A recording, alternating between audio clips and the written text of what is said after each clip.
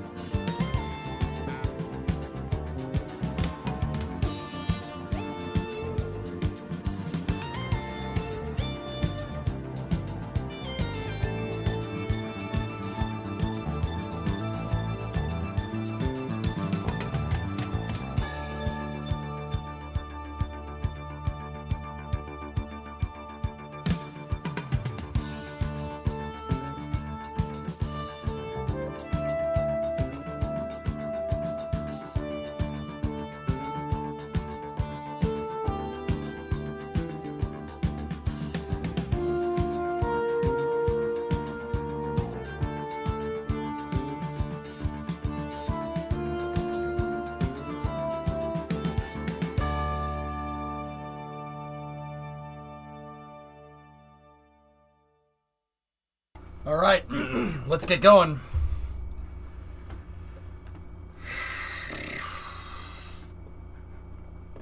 We are 2 for 2. We deliver. That's right. All right, it's time for space news. Let's get to it. So, there's a couple of things here and there, guys. Not much going on, but here I'll start off with stuff coming from our friends over at ULA here. Let's take a look. So ULA, Tori Bruno posted this. Asking ye shall receive first completed Centaur 5 tank in the rocket factory, complete with fixturing that supports its ultra thin skin when unpressurized. That is the upper stage for Vulcan right there. It is made out of stainless steel, and it's a Centaur derived upper stage called Centaur 5.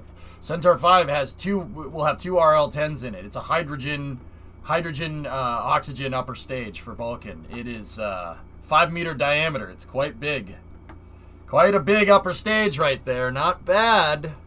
Coming from our friends over at ULA there. Who delivers? NASA. NASA delivers. So yeah, these rib pieces right here are literally to hold it up. The reason why it's there to hold it up is because the skin on this is, well, there you go. Next infographic here. Even more amazing, Centaur 5.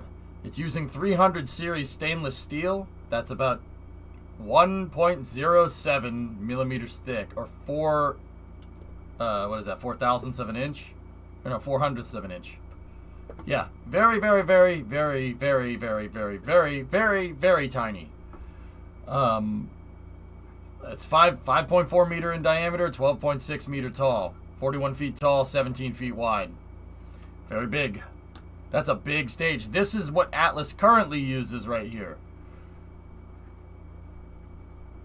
This is what it's using. This is what Vulcan's going to use. A much, much better upper stage.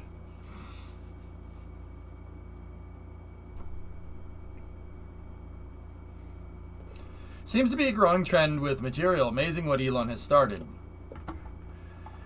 Vanguard, Centaurs have been using stainless steel since 1962. Nope. Try again.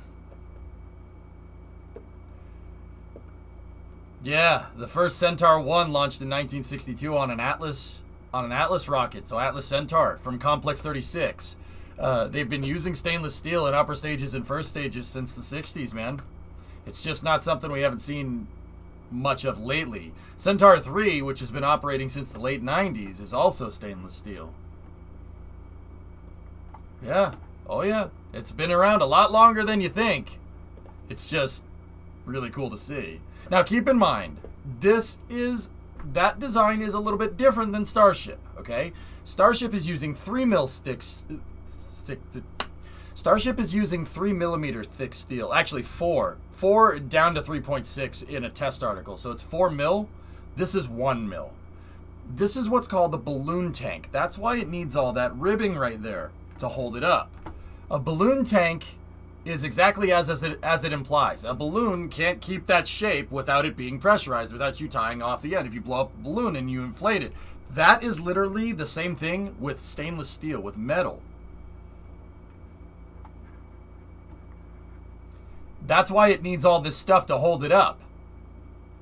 Yeah, crazy, huh? That thing cannot stand up by itself unless it's pressurized, as Tori Bruno said right here. Fixturing that supports its ultra-thin skin when unpressurized. Centaur stages cannot stand up, sideways, vertically, whatever, without being pressurized. It needs to rely on that pressure to keep it structurally sound, or else it'll just crumple. It'll crumple under its own weight, which is really cool. Gee, it's an upper stage. It's a new upper stage for ULA for their Vulcan rocket, man. 17 feet by 45. It's a big upper stage, very big.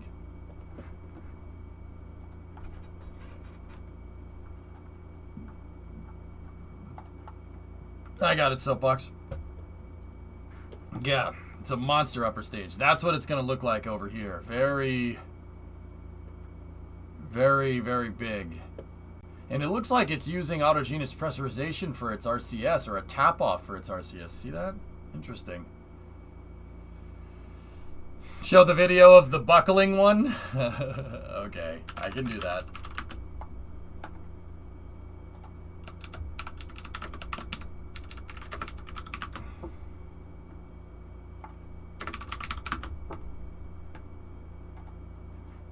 Here. Don't tell anybody, guys. It's a secret. So this is an Atlas Agena right here that actually sprung a leak on the pad in the 60s. Watch this.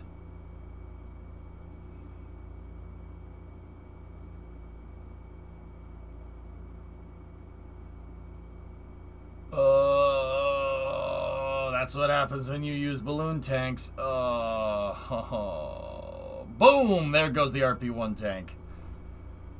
Man, they are extremely lucky. They are extremely lucky that this didn't ignite. Yeah, it crumples under its own weight. Can't stand up. See, in this picture, it's pressurized, right? See all the frost? And then they sprung a leak.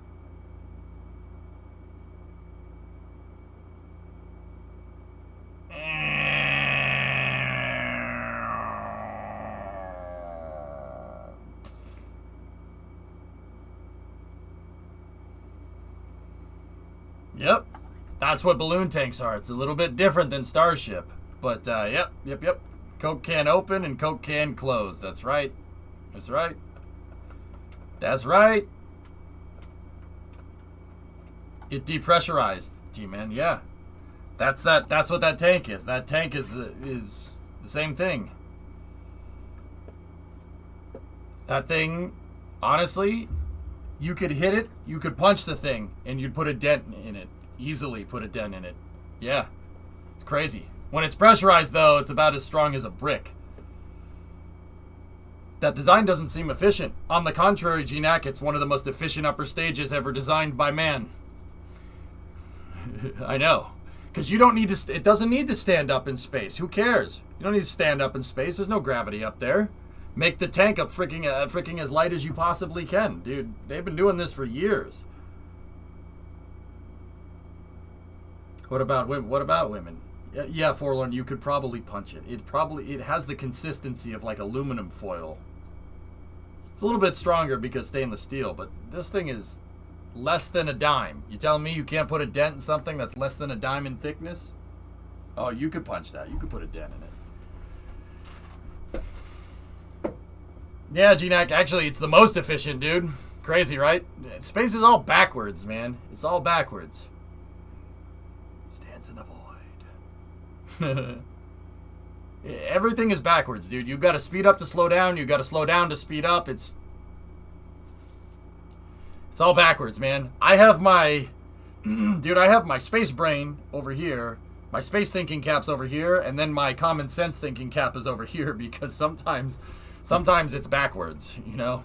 You're backward. Got him. No, you're backward. Got them again.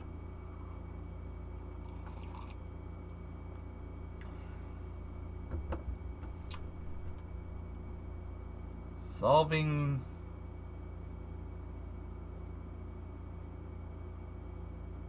Okay. Meanwhile, a bigger, mostly complete beast is being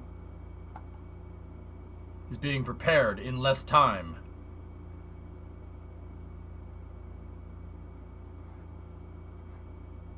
It's okay to love more than one rocket.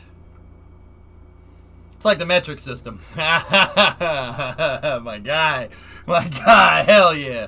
You're gonna piss a lot of people off with that comment. Yeah, Cam, I know. It's okay to love more than one rocket. Dude, touche. I love them all, don't worry. Much love to the entire space industry, including ULA, but I do have my favorite.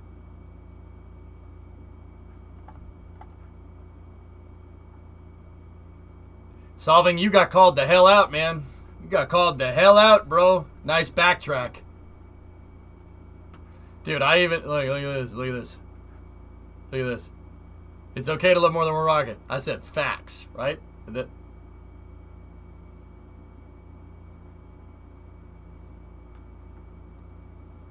Ionut, I'm disappointed, man. I'm disappointed. I'm disappointed. Ionut, I know you're here. It's probably not right now. I know you. I know this viewer. I know you're here. You linked me an Ars Technica article citing the opposite of that. An Ars article. I don't know. Why would you do that? Why would you? Why? Why would you do this? Why?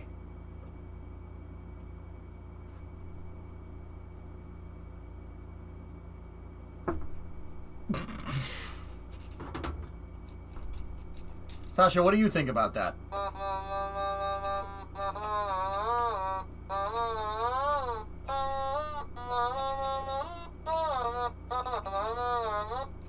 He didn't have anything good to say. That was very inappropriate. You should be ashamed. Did you hear that? He's not wrong, though? What are you talking about, man? How does that have any bearing on the conversation? And how do you know that's even legit? That article, I've read that article. That article is saying that ULA says NASA leadership is incompetent based off of a source from a hacker forum that hacked ULA's internal emails. So it's a source citing a source, citing a source, citing a source. Which is, we don't even know is legit. It's like threefold level of dude, trust me. Literally clown shoes.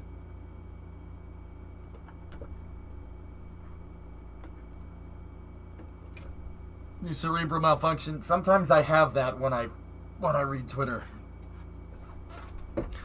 Yeah. Nice. Honk honk. Indeed. Clown shoes, bro. Clown shoes.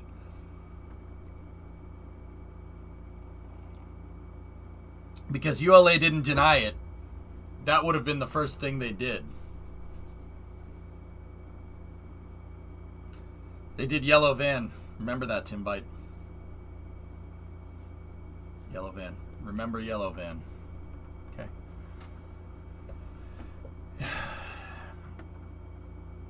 My uncle is the CEO at Rocket College, and he says those GeoCities links are legit. Of course, Roro. Yeah, sure.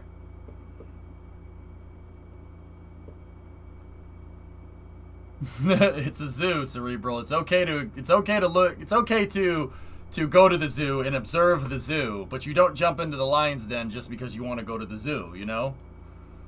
Twitter is a zoo. Don't become an exhibit. Okay? That's right, Kim. Yep. Anyway, either way, Centaur is very, very cool. Very cool upper stage. Hopefully that has the... Down the road, ULA is sizing this thing up to more ways than one. It's actually physically bigger. They're sizing this thing up to be a lunar tug. This could be used as a reusable tug that could go back and forth, but that's future-proof capability. They designed the possibility of it to be used, but it'll have a baseline configuration first. The age of misinformation is the point I'm trying to make. Nothing malicious. Oh, I know, bro. I know what you're trying to do. I got you. It's all good. And a fuel depot. Yeah. That would be nice, Rocket Guy. That would be, This would be very, very nice. That is a huge upper stage. Delta V for days, dude. I still think the RL10 is cheating. That ISP is stupid, right? Right? Dude, for real. This will have two of them, Smirks. It'll have two of them behind it. Oh my goodness. This thing will be amazing. Dude, it's gonna be very, very cool. How does this work? What's that?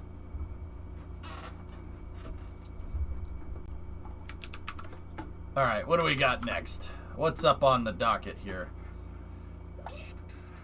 Very nice. King in the castle, la la la la la, la la la la la. The RL10 CECE is even more cheating with less than 10% throttling sustained. How is that possible? How is that even a...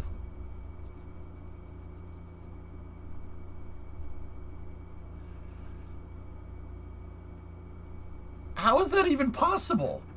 10%?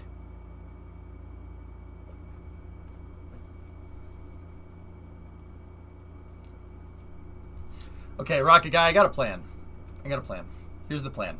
We take a couple of RL-10s, like 5 of them, maybe like 5 of them, and we make a conic single stage to orbit vehicle that'll go up and it'll come back down and land vertically with some RL-10s because 10, yes 10, because we're really hungry.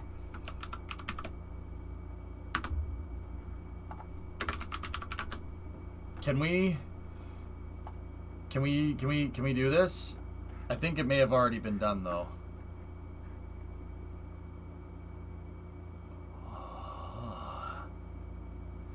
What is that upper stage tank being used for? That's their first tank. That's serial number 1, Phil. Oh yeah. Oh yeah. Oh, that's nice. We could do that, Smirks. Yeah.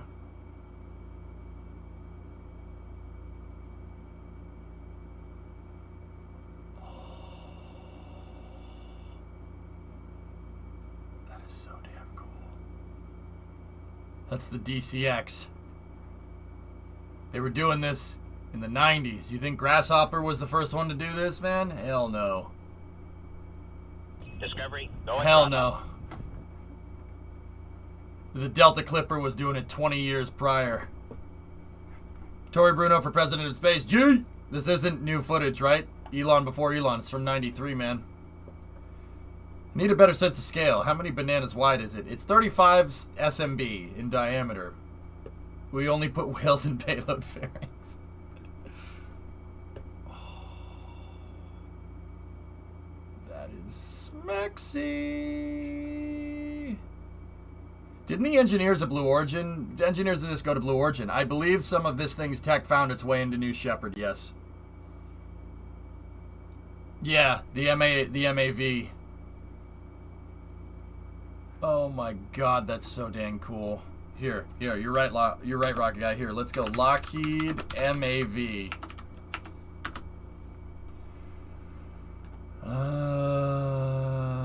Alright, let's try MADV. Discovery, go at throttle up. Okay, let's try base camp.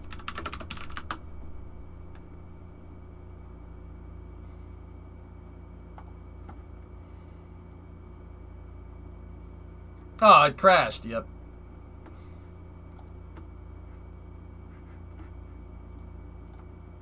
The know-how and the public excitement to get humans to Mars. We're building Orion today, right now, a spacecraft like no other designed for deep space exploration. But to get humans to Mars, we can't send Orion by itself. It needs to be... He's not there. He has no spacesuit.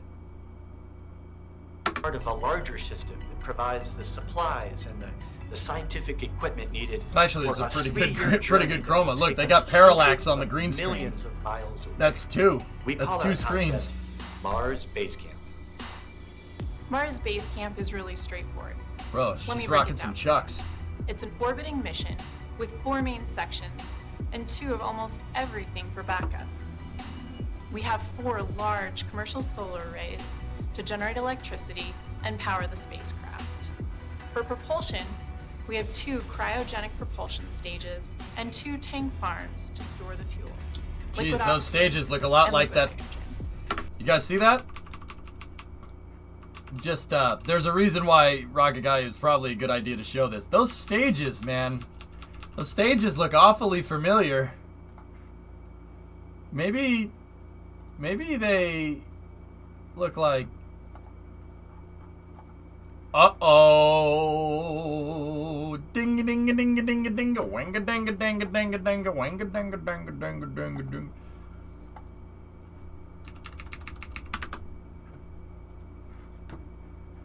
Yeah.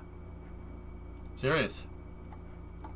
2 cryogenic propulsion stages and 2 tank farms to store the fuel. Liquid oxygen and liquid hydrogen. Of course, the 6 astronauts will need Off to class. live All right, on Rocket Guy, be 1,000-day good. mission. So Mars Base Camp has 2 habitats and a living space to eat, sleep, and exercise. And launch and repeat.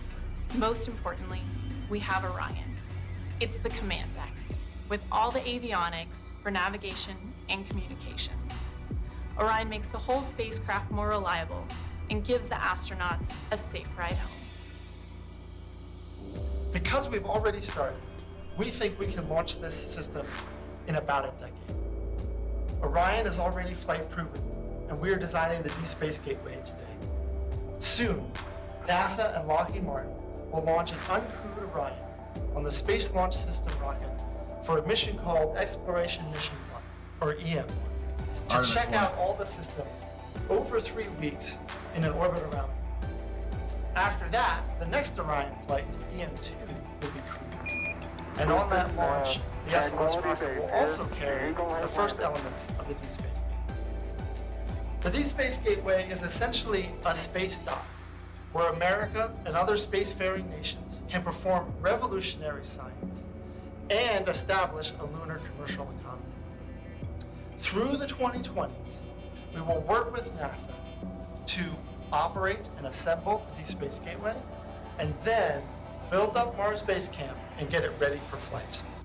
Finally, we will be ready to send humans to Mars Discovery, go and aboard throttle up. Mars Base Camp. Look at this thing. This is the thing I wanted to show you. See that thing on the left? The triangle on the left? This.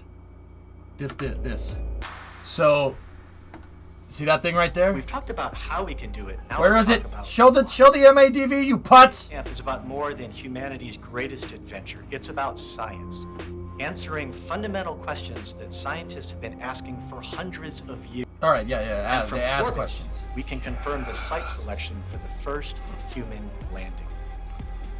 See that right there? See that thing? That's the MADV. It's a concept on the table from Lockheed right now.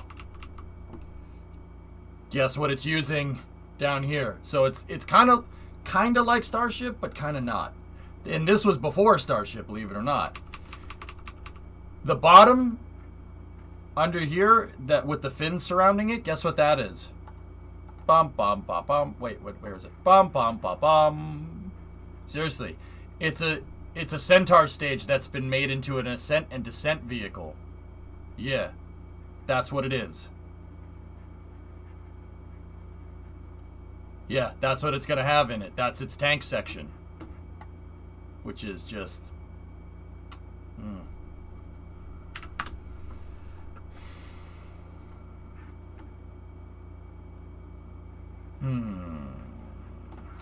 Very nice. Did you know that Lockheed is pitching MADV for moon missions? Yes. Yes. Yes, it's very nice. Very nice. Here, let's see if they talk about it anywhere in here. Let's take a look. SB1, F-22, F-22, LAV. I like that. That's pretty neat. No.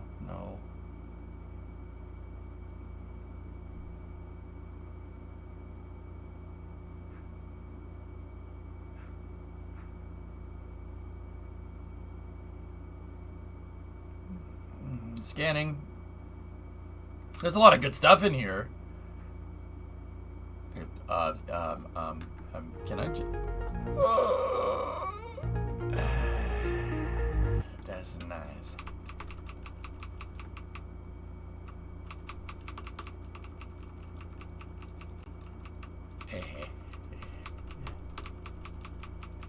Yes.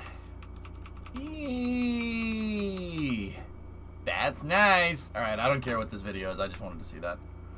All right, anyway, keep going. That's very nice. I have some Russian news. Bye-bye. All right, in the meantime, I'll look at this. Forge, what is this? Tesla has been granted a patent where laser beams clean debris off the windshield. Pulsed laser cleaning of debris accumulated on glass articles in vehicles and photovoltaic assemblies.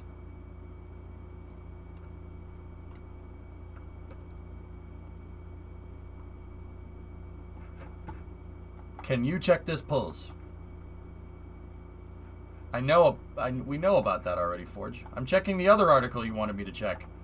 How many checks do you want me to check? Check this. Check this. Why don't you check these? No. Got him. All right, anyway. Let me load up the Russian news here. So it sounds like Tesla's patented an ultrasonic cleaner that can somehow clean the windshield. I mean, I don't hate that. That's pretty neat.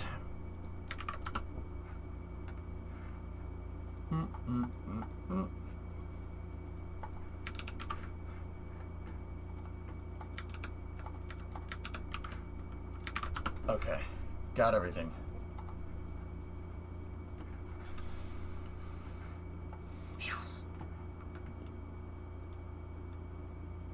It looks like it's for all different parts. A cleaning system for a vehicle includes a beam optics assembly that emits a laser beam to irradiate a region on a glass article of the vehicle. Debris detection circuitry that detects debris accumulated over the region, and control circuitry. The control circuitry calibrates a set of parameters associated with the laser beam emitted from the beam optics assembly based off the detection of the debris accumulated on a region of a glass article. Wow. Okay. Yep. So they're using lasers to clean the windshield.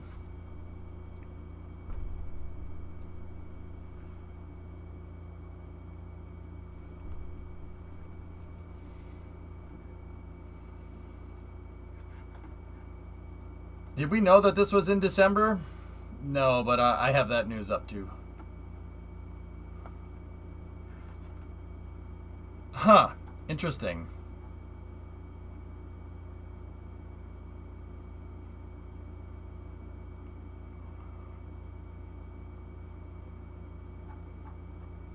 Interesting. All right, so the next footage here, let's refresh this. The next footage here is coming from Michoud. This is SLS's factory after the hurricane. Looks like it, yeah, had a little bit of damage. That's a lot of damage. How about a little more? No, yeah, it's not doing too well. I mean, actually, to be honest, this isn't too incredibly bad. It's just a little bit of damage to the buildings here. This is Michoud from the hurricane. So this is once again where SLS is made. It's yeah, not the best.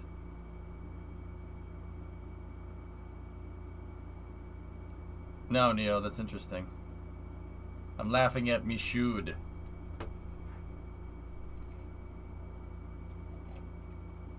You know what, Gek? I'm laughing at you. Got them. Yeah, definitely. Definitely got a little bit of damage right in this area here.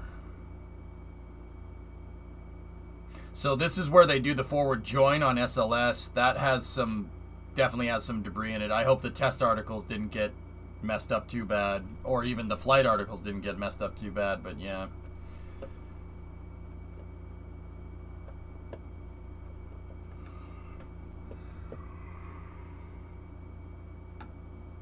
This building definitely, you know, I'm noticing a distinct lack of walls in this building.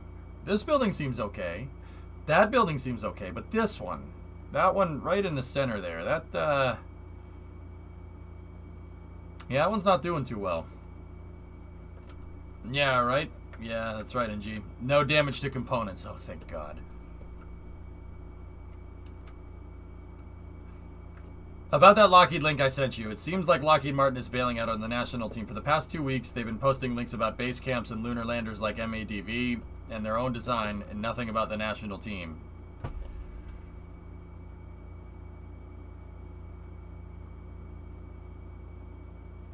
Yeah, Forge, I'm not reporting seems like. Seems like is stupid. It seems like there's a lot of damage to this building, but no components were broken. So, I don't know, man. Yeah, Chevy. Gross. I mean, it's possible. It's possible that that happened. Lockheed could have just said, nah, we're done with that. There's a tank holder right there. 2 of them. Ah, that building got a little messed up.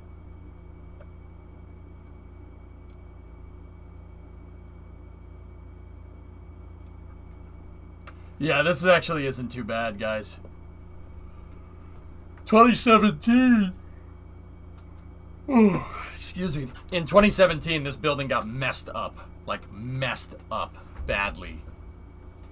See that W7 building on the left with the door? W7 door over there? That's where the SLS rolls out.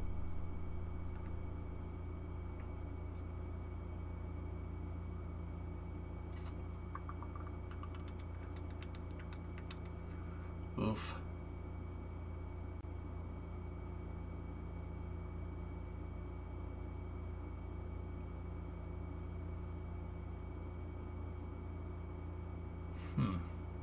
It doesn't seem to be in too bad a condition. I mean, you got some of the roof. Some of the roof got a little messed up, but it ain't too bad. It's not too bad. It's all right.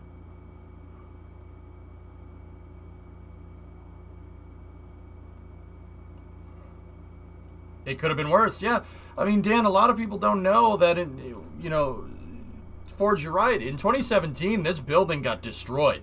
Like, destroyed. It delayed the SLS program by a year. Nobody reported it. Nobody said anything. I talked about it for Space News, way back when, or whatever the equivalent of Space News that I was working on at the time. Yeah, this building got completely ripped apart.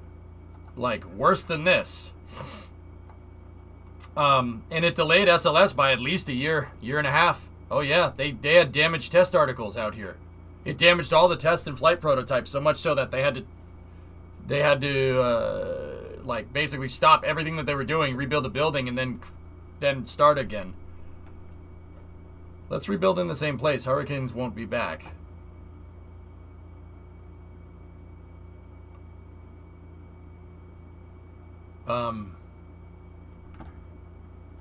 If you could name a build site that's near Florida that doesn't get hit by hurricanes, Foo Face, I mean, I'm all ears.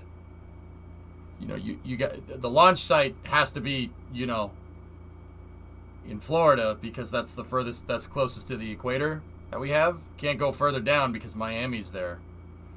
So anywhere on the Gulf Coast is where this factory would be good, right? If there's anywhere in the Gulf Coast that doesn't have that, that doesn't get hit by hurricanes, dude, I'm all ears.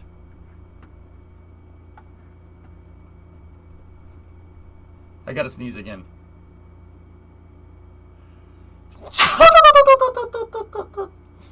Couldn't they encase it with another outer shell building to help protect it better? I mean, Kig, yeah, I suppose they could do that. I don't think you understand how big this factory is, man.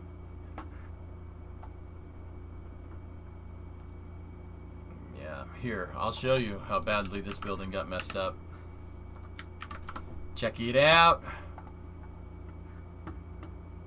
Yeah, the blow-off valve. Yeah, look. Michoud got messed up in 2017, like badly.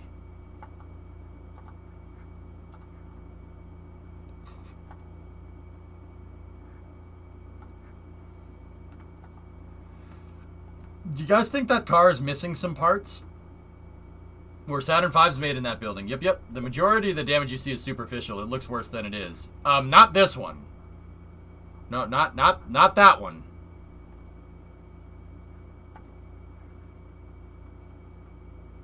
The one in the new one.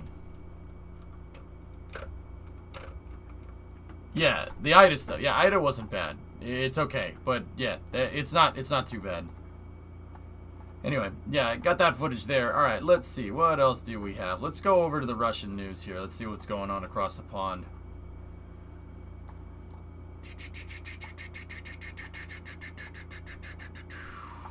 All right, let's take a look. That car could still drive. I mean, yeah, probably. We should launch out of Guam. I mean, you'd have to transport it across the Pacific, Jam. I'll take my chances in Florida, dude. But I mean, we could. Kwajalein would be kind of cool. I'd pick Kwaj, dude. Guam would be good, but Kwajalein, there's nobody there, you know? I mean, that's where Von Braun wanted to build the heavy lift launch vehicle. He wanted to build it in Kwajalein because nobody was around. U.S. Virgin Islands. Also not a bad idea. All right. Okay. Program MKS. Na Baikonur.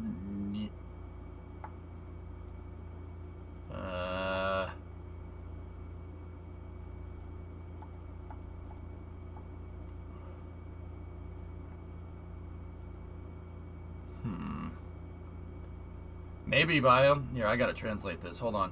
At Baikonur, preparations. At Baikonur, preparations are underway for the launch of several spacecraft at once under the ISS program. Program MKS. Careful about Guam, though. Don't want to risk capsizing. Oh, dear.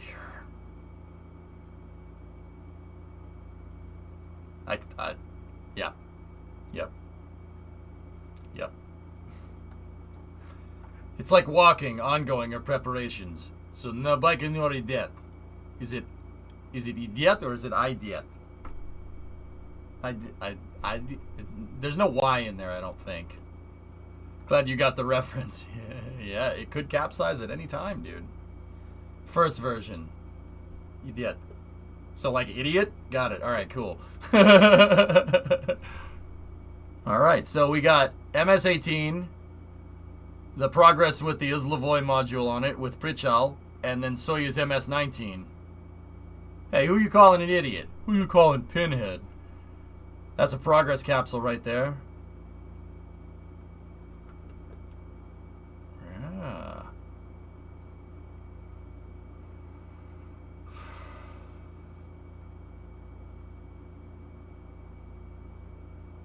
Nice. Cool. So they're getting 3 spacecraft ready to go. But, Huh. I missed the second one. The link didn't transfer correctly. All right.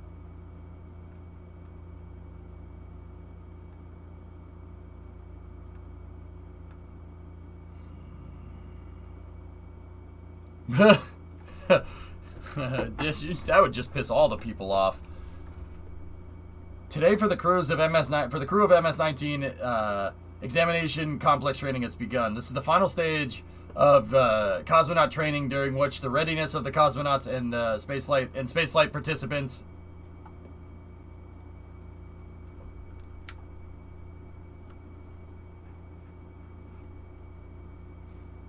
Good call.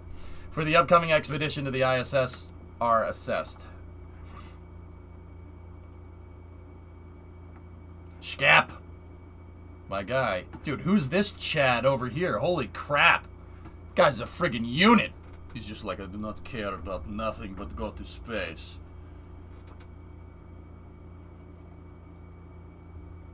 Who's the girl? Oh yeah, she's cute too. He's joke. Yeah, that's okay. So that's Klim Shapenko. That's the director, and that's the actress over there on the left. Middle guy's hot. Well, that's Scap. Scap's a fighter pilot. He served in the Russian Air Force, MiG-29s and Sukhois, if I'm remembering right. The guy's a lot of flight hours. Scap's cool. He's one of my favorite cosmonauts, actually. Yulia Pereslid. Yeah, there you go. I always forget her name.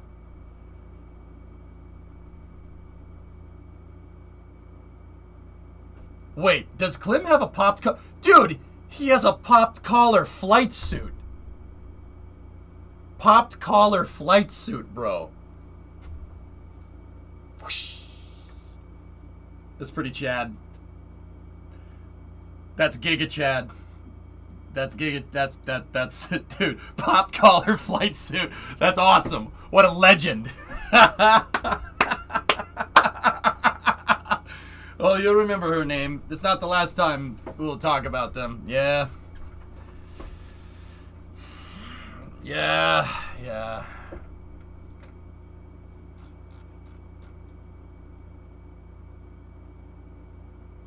Yeah, now if you're 5'7", rocking a pop collar, no, not at all, not at all.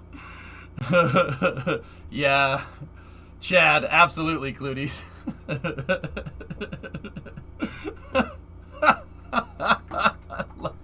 Bro, Cliff is a pop collar like a friggin' legend. That's amazing. Oh, dear. Cool. That's Oleg Artemiev right there. What a legend. That's some Maverick stuff right there. That's the backup crew. So that's Oleg Artemiev in the center. I can't read. I can't see his name. Let me see. I'm not familiar with that guy.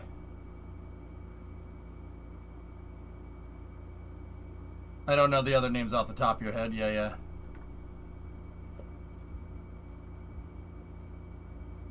So that's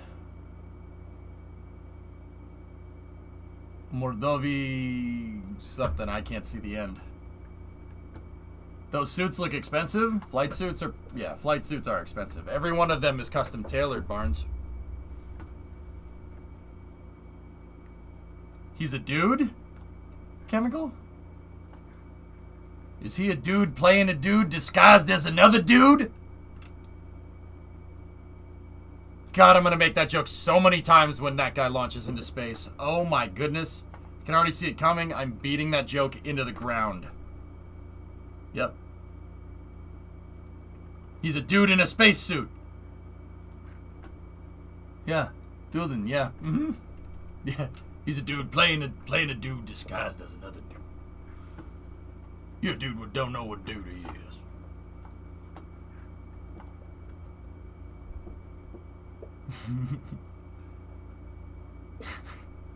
Never go full spaceflight participant, man. Nobody ever goes full spaceflight participant. You're either astronaut or you're not an astronaut. You're astronaut, cosmonaut, taikonaut. Never go full spaceflight participant, man. Look at Jeff Bezos, called himself an astronaut, actually a spaceflight participant. Look at Richard Branson, go up into space, call themselves an astronaut, spaceflight participant. Never go spaceflight participant, man.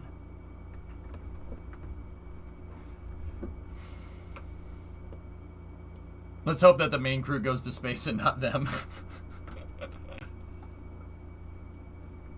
Alright. What else do we got?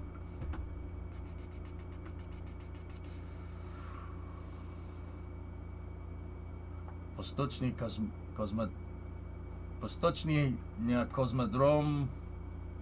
Vostochny.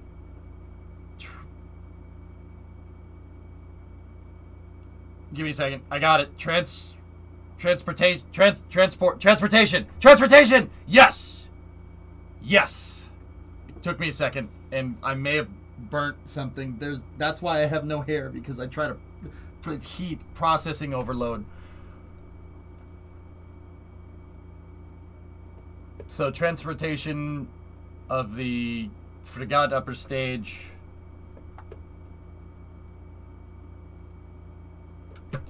Bro, I got this damn word, and then it's gonna throw this damn word at me? What the hell am I supposed to do with this? What? Why? Why? I got transportation, man.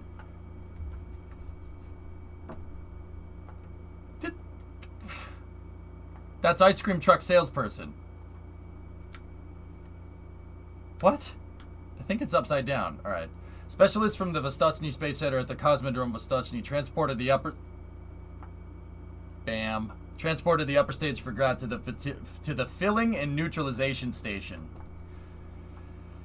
That's what that means. That's neutralization in Russian, I think. I think you missed one link. Yeah, I don't have... Yeah, that's the one that I did miss. Yeah, okay. In the near future, filling the upper stage with propellants and compressed gases will begin here. The launch is scheduled for October. Yep, these are the frigate upper stage. There you go.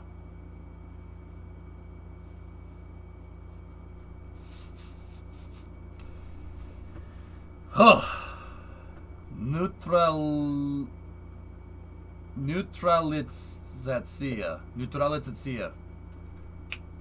I'm getting better at this, Dara. It's just taking me a second because that one on the left is the Luna 25 mock-up. Oh, yeah. Yeah, so it is. I nailed transportation, though. I got that right. Got that right, your boy. Your boy got it right.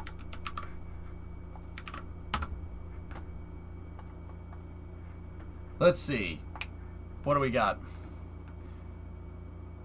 But Impio Minergomash. Oh, I recognize that. We test firing some RD-171 MVs here. Skoro by Ares si progress biodet.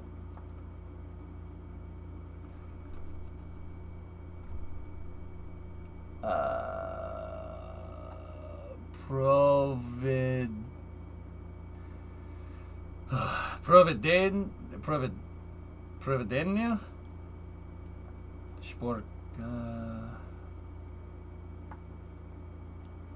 Hey, I got it right. Score. Yep. They're doing testing for Soyuz 5. Raket Nositel Soyuz 5. I'll just I don't have a translated word, just say it with a Russian accent. 5. Yeah, let's see. An MPO Nergamash firing test of the second rocket engine, the RD-171MV, have been successfully completed. Soon the assembly of the first stage of the launch vehicle will be carried out at Progress RCC Soyuz 5, and the engine will pass a number of tests as part of the first stage of the rocket.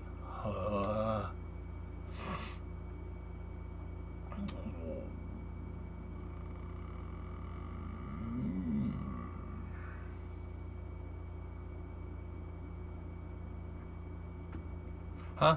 What?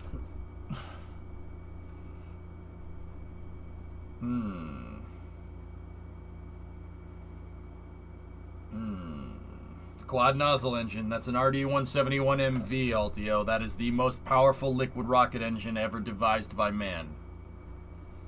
Oh, yeah. 171MV. It's a beast. That pump up top is huge, though. That is the LOX inlet. This is the LOX inlet here. Chem. So I'm tracing the plumbing. Hold on. Okay, so you have your main LOX inlet here, and then the LOX inlet will go into a turbo shaft that's right into a turbine, like a big turbine housing that's in the center, right? And then it taps off into the pre-burner right here. There's a line that kind of S-curves up into the pre-burner. In the pre-burner, there's probably another one on the other side. This pre-burner for the liquid oxygen, for the oxygen-rich stage combustion, that gets dumped into the combustion chambers here. This pipe actually Y's off. There's another one that goes over here. So it looks like they have one turbo shaft. So one power pack, right? 2 pre-burners for either side. It's basically 2 RD-180s just sandwiched together. That's a beast. That's a beast of an engine. It's unbelievable how beast mode that thing is. Yeah, Tech, this is more powerful than an F1 engine, which is saying something. F1s are still, to this day, the most powerful single-chamber liquid fuel engine. That's the most powerful liquid fuel engine.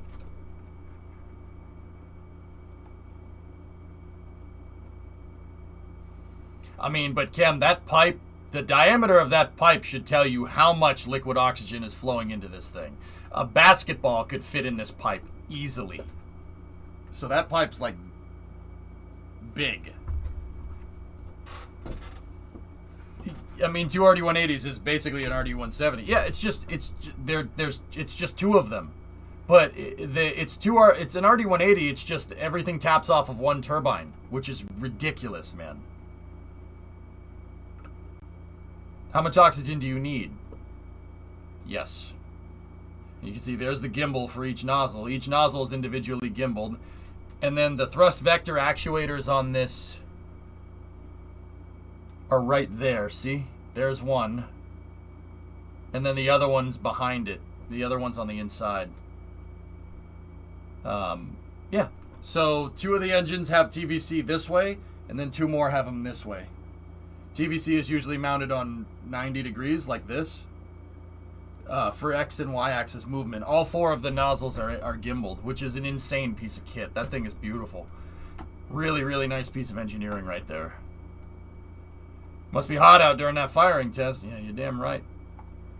Oh, nice, Elro. Yeah, I should add that. All right, anyway, that's going to do it for the Russian news. That's a beautiful motor. Very nice. These RD-170s and RD-171s were the boosters for Buran. Buran is... Actually, there is one more bit of Russian news that reminds me. Buran, the 2 side boosters on the side of the Energia stack, had each one of them had one of those. So 4 of these things were used to move the Buran up into space. And speaking of that, I need to get one more bit of information here. There is some other stuff going on here. Kem, this is the news that you sent me, which I think is funny.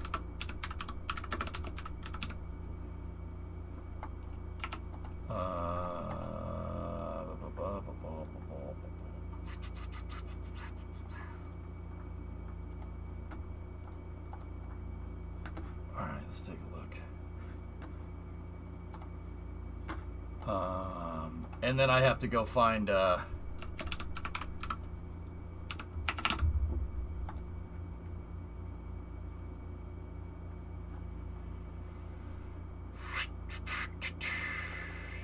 yeah, okay, here we go. Alright, this is the last bit of Russian news here. Take a look. Some little bit of interesting info from our RIA Novosti here. Check this out.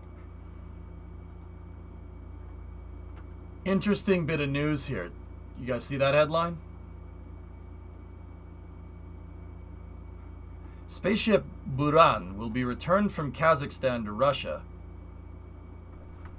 Yeah, Kim, that was the next thing that I have up, dude. The vandalized one. Yeah.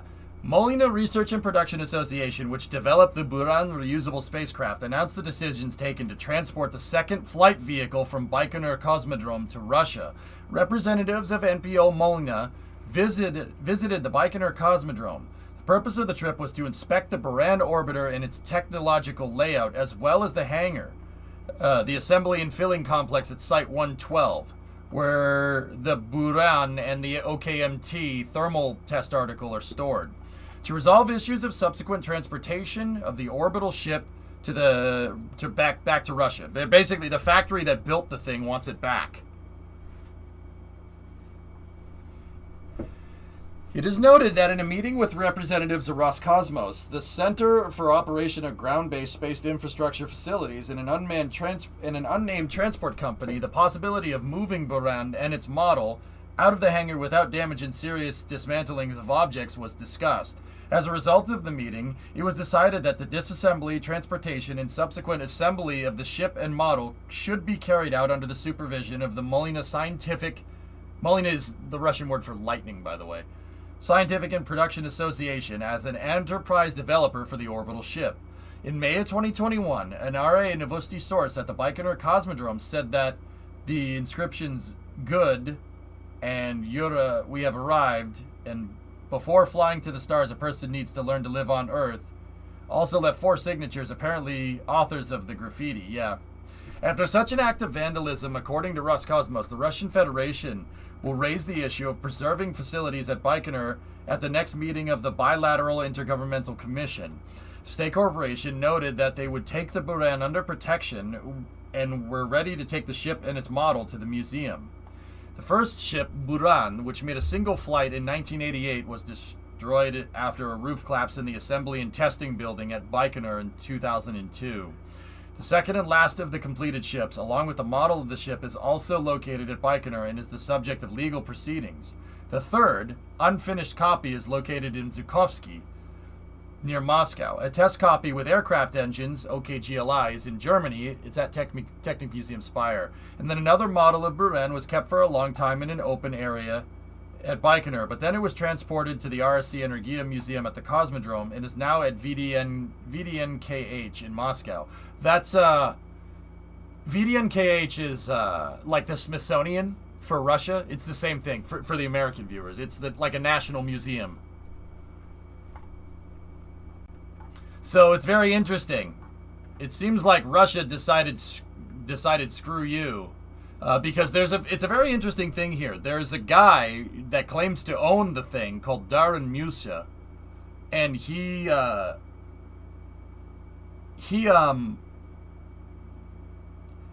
Buran, and then he owns like 40 Zenit boosters or something. 40 of the boosters of Energia Buran's boosters on the sides. He owns a bunch of those things, and it was very interesting because there was a Kazakh court of like government. There was a Kazaki court, and that court was like it was about privatization of government hardware, and they actually ruled in favor of Darren Musa, saying that, basically, hey, if you can prove the paper trail that this is your property, then yeah, it's your property. We won't let the Russians take it back. And they seem to have proved that. And then this article came out that it looks like they're just going to do it anyway. And Darren didn't seem too incredibly happy for that. Could they make it space-worthy? Nah, no, John. They Roscosmos wants it for their museum.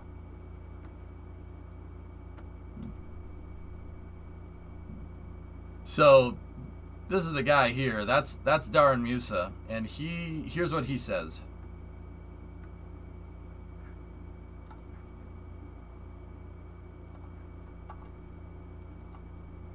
Bruno Darren Musa about his intention to take the spaceship to Russia. The Russian Research and Production is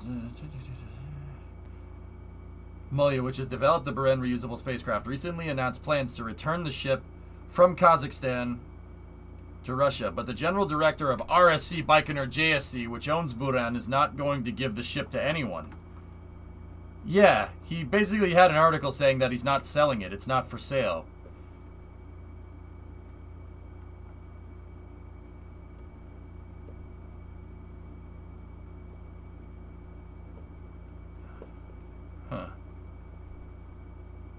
Yeah, Dara, it sucks, dude. Best we can do is make it a freaking museum instead of letting this clown freaking let it rot in a freaking building. So long story short, he's like, I'm not gonna give it to anybody, and he's like, it needs to be. The guy's basically saying it. They don't deserve it back. You don't care. You only cared after it became popular to go and like deface the orbiter and stuff. So I'm not gonna sell it to you. Yet he's letting it rot inside of the fueling building.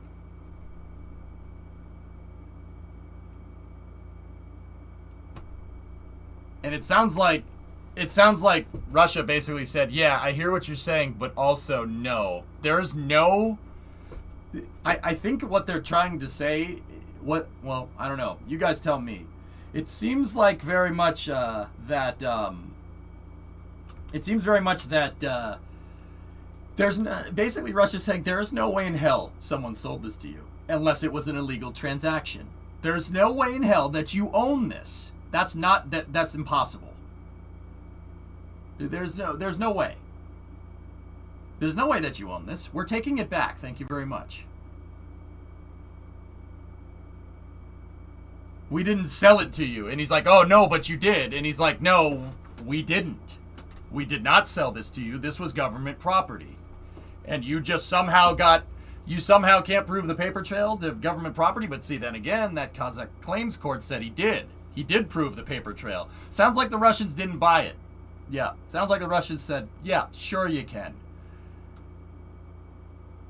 You didn't buy this legally. You just took ownership when the Soviet Union collapsed. Bingo.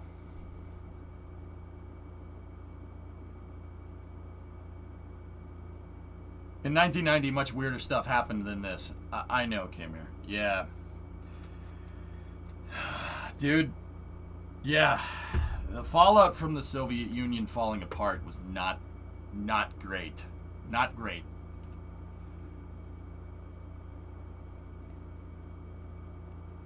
I think he just needs to accept the paycheck and move on. I don't know, bro. Like, that's what I don't understand. Like, if Darren had this in a museum, if he had it in his own museum, right? And it was like, it was an exhibit and there was everything, and then the Russians were like, no, we need this back. That's when I'd be like, dude, what the heck? Why are you trying to take his museum exhibit? He's taking care of it, right? But the fact that he left the thing to rot in a goddamn hangar really pisses me off. It seems like he's just trying to shake down the Russians for cash, which... that's annoying. Congratulations, you're now part of my workout regime. Maybe we should do an early hours victory where we freaking lift. Come with me if you want to lift. You son of a... No? Yeah, for some reason Roscosmos is not claiming the German shuttle. Because they're taking care of it. I'm serious. The reason why they're... Cam, I believe this is why Dimitri's going after him. Dimitri's going after him because you're just leaving it there. You're not doing anything with it. What do you mean you have plans for it? If you had plans, you would have done it already. Yeah, there's plenty of videos out there of people sneaking into the hangar, which just... as fascinating as they are, guys, it makes me cringe. It's cringe as hell, dude.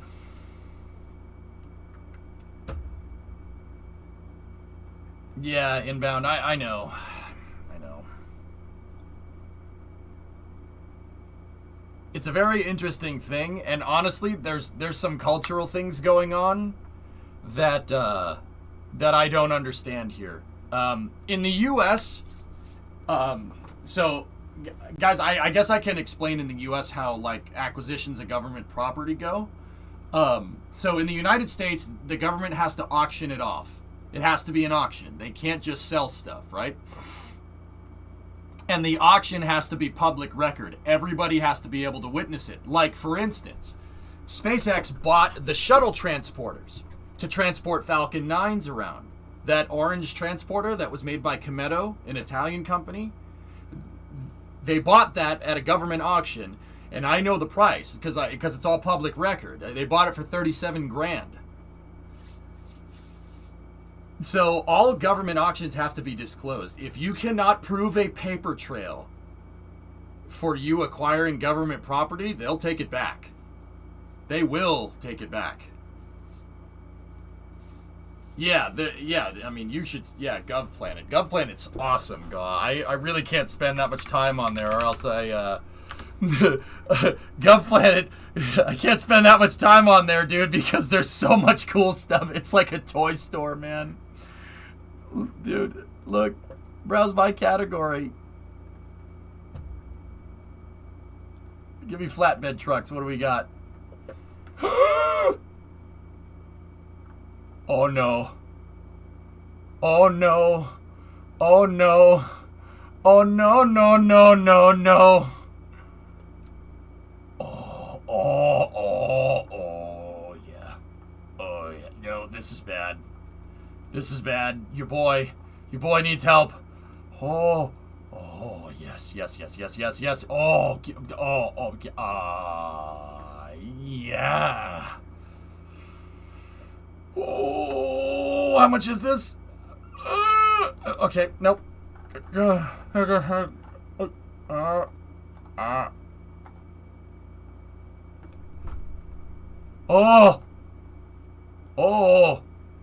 Oh, yes. I want it. Oh, yeah. This is amazing. I want all of these. Look at it. $4,800. $4,800 for a Humvee. I can't help it. I can't. What else? Pickup trucks. Sawyer, where's Sawyer? Oh!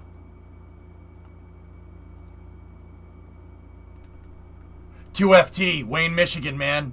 Oh, that is... Wait, no. $2FT is Canada. So Windsor. Oh, even I want it. I want it. I want it. I want it. What motor does it have in it? 493, 7200. LT35. So 1 FT is US, 2 FT is Canada, 3 FT is Mexico. Oh, that is a sweet truck. What does it have? 460. God damn it. For 900, it has a motor. Oh, Kem, government surplus is very inexpensive, dude. Yeah. I think that's a 460. Nope. Nope. Not a 460. Here, hold on. Here, hold on. Let's take a look.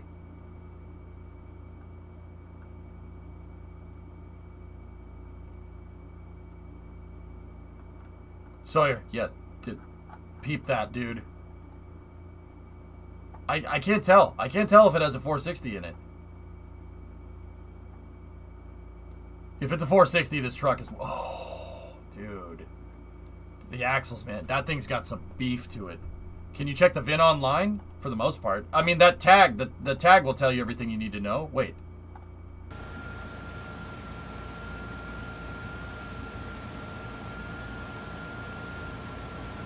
It runs. It's a 4x4 crew cab, a 93 crew cab that runs. $900? Oh, I can't, dude. I can't stay on this site long. Oh my gosh, I'm gonna buy something. Dude, okay. New plan with Route 154. We buy that and we buy a trailer and we tow the whole thing back. Yeah, awesome. 5.8. Oh, it's a 351 Windsor, even better. That's the same motor that I have. Wait a minute.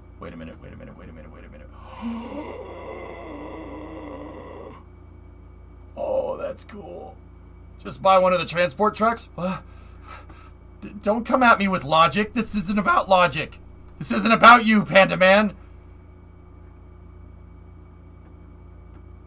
Oh, government surplus is dope. Whoa, a Hilux?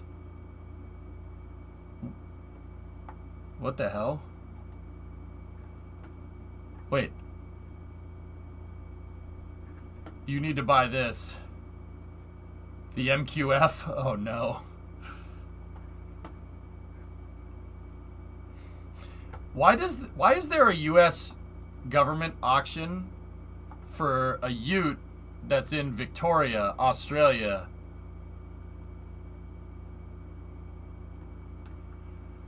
Oh, this is not good. I can't be on this site for very long. This is not a good idea. What autos?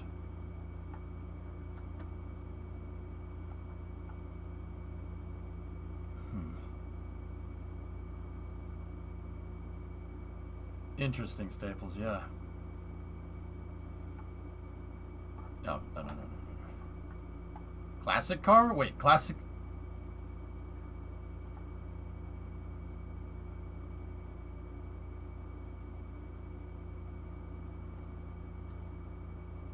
What?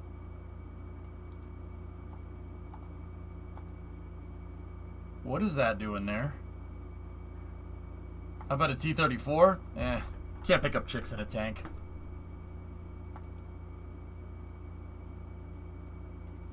Discovery, go at throttle up. Oh, aviation parts, even better.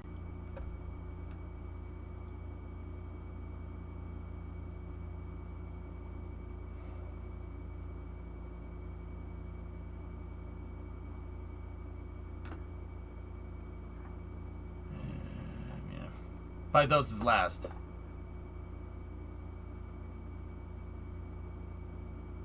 Beechcraft T-34. That's an airplane, not a tank.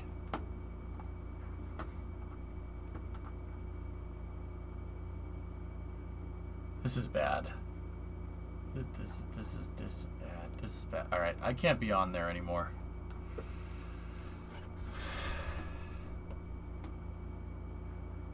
I have to not be on there.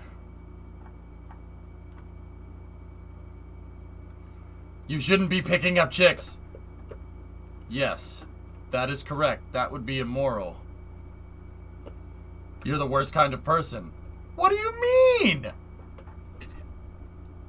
Crew cab long bed, 5'8", 4x4, $900. I could buy that right now. I could buy it right now. I could buy that right now. I could buy that right now. No. I can't. I already have one. I can't. I already have one. No. To mark this as urgent, press 11. Doot, doot. Buy a truck convoy for Route 154. You gonna help me drive it home, Storm? When will you learn? Do it in surprise Bremo? I can't do it. I can't do that. I can't do it. I can't do it. I can't do it. That's not a good idea at all. That's not a good idea at all. I will be disowned by several people if I do that. Anyway, all right, so back to Buran here. So it looks like the Russian government are just gonna ignore what Darren Musa is gonna say. And yeah, Patoxin, that'd be good. I can do 15 hours a day comfortably. All right, well, we're gonna have to do more road trips then if this one goes well. You're like an old crazy cat lady, but with trucks. I don't even understand why, Geeson. I don't even understand why. Here, there's also this. Geeson tipped this. This detective work is exhausting. Mex better not be burying my bone over there.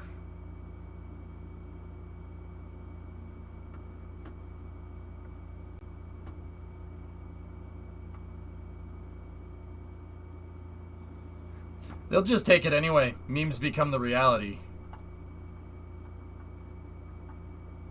Kem, you know what? I'm usually not one to kind of say that the court is wrong. But also at the same time, there is no way in hell that that guy legally purchased Buria. There is not a chance in hell that that's true. No way.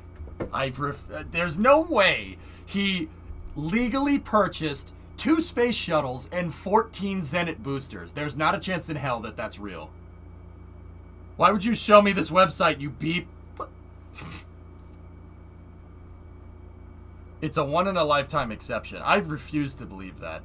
And I'm not trying to say Darren is full of crap, but come on, man. How did you prove this? How did you prove that that shuttle is yours? How can you prove this? Show me the paper trail. Unfortunately, assuming that Soviet 1990 legal states could be possible. That's true. Okay, maybe you're not wrong. I mean, I'm not going to say that you're wrong here, but come on. You should do the right thing and give it back to them so people can see it and enjoy it. You'll make a ton of money. You make a ton of money, all right? Make a ton of cash, sell them the boosters back, and it's in his hangar. Yeah, that's true. Yeah, they pawned everything off, Kim. It's not okay. It's not okay. It's messed up. It really is messed up.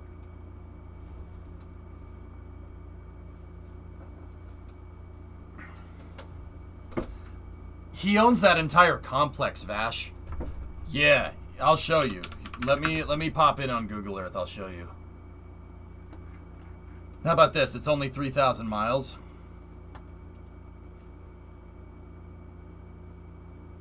Lot 79. Oh, don't you do this to me, you piece of shit. Don't you do this to me. Tessa, if I ever did this, oh, I friggin' love it. If I ever did this, I'd buy it and I'd drive it right to Mick's shop and he would fix it. I would have... Oh. Why? If the guy can afford Buria and such, why didn't he... Yeah, I don't know, man. I don't know. It's strange. Something weird's going on over there, but I really appreciate what's going on right here. Fix, it's a runner.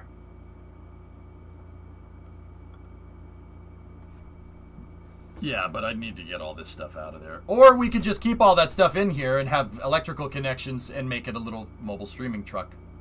This thing is like prime for a mobile streaming. Oh, I can't look at this, Tessa. I can't look at this. Stop that. You stop this nonsense. You stop this. Stop it. All right. Stop this nonsense. I don't know why I like pickup trucks so much. It's the strangest thing. It's the strangest thing. Why do I like pickup trucks? It's a pickup truck. Who cares? I freaking love them. They're amazing. They do awesome things. I want that Landy, dude. I'm with you on that one. I'm with you on that one, Busen.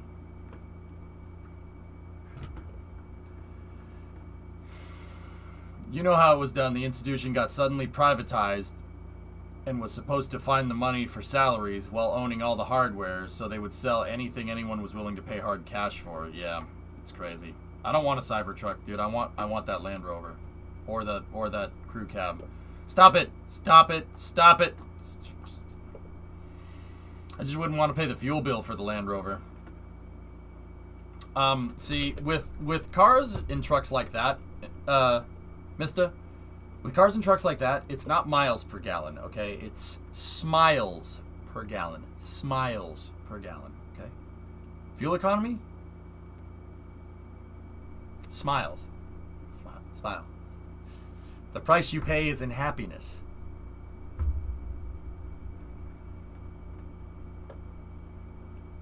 You mean gallons per mile?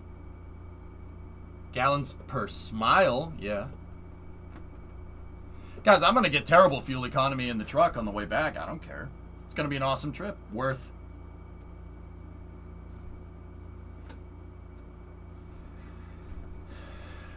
And Demon, thank you for the resub a little bit earlier. I appreciate it.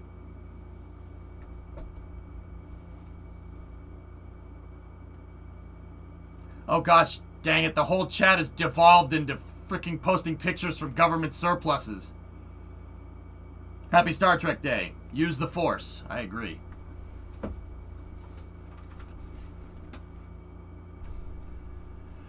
All right, so next bit of NASA news here. At NASA Kennedy, all 4 launch abort system fairings are now installed on the Artemis 1 Orion spacecraft. The OGIV fairings protect the crew module in case the abort system is activated on the launch pad or during ascent. Here we go. We're that much closer to a full stack, baby.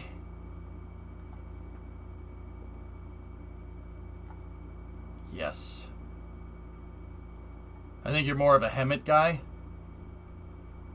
I mean, that would actually get gallons per mile, but yes.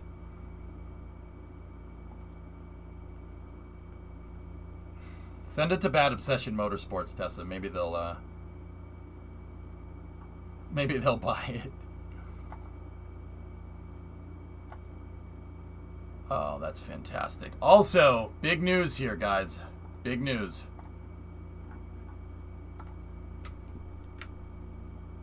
NASA readies James Webb Space Telescope for December launch.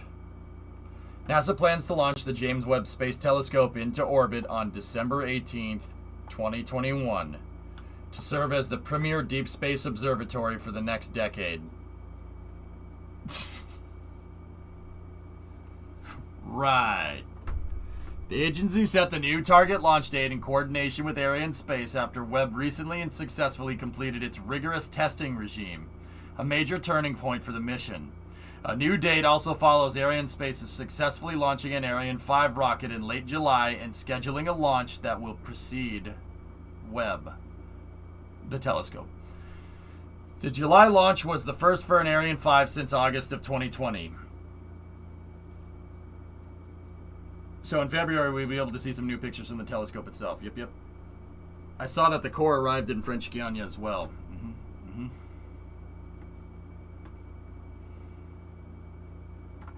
The highly complex space telescope is currently resting in its final stow configurations at Northrop Grumman's facilities in Redondo Beach. Oh my gosh. We got a launch date, December 18th. It's a Christmas miracle, unless you're Orthodox, in which case it's in the winter. She's a beast.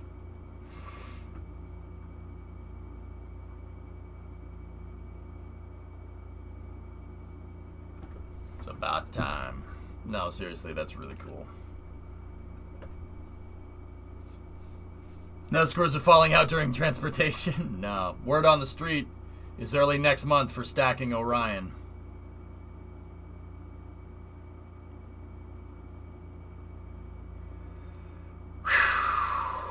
No shuttle to fix it. Where it's going, no shuttle can get there. If you live in Australia, it'd be summer. Imagine celebrating Christmas in summer. Lols.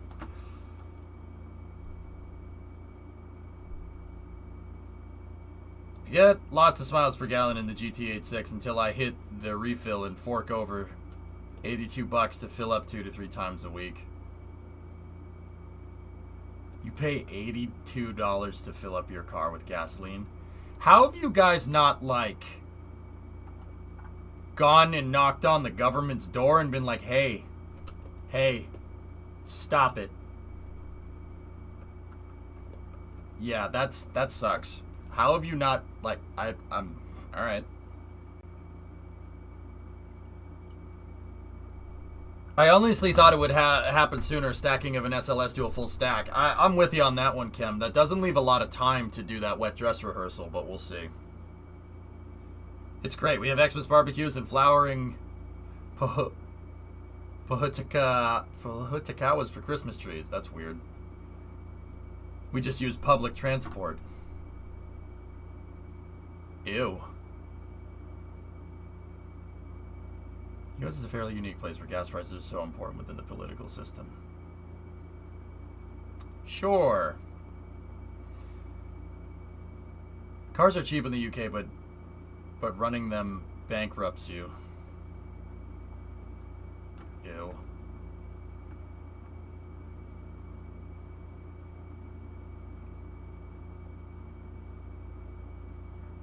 Public transport is god tier in a lot of places and is actually good. Yeah, but that's not what we mean here, GravShark, now is it? We're talking about the ability to have your own form of transport at your will and not being forced to use public transportation.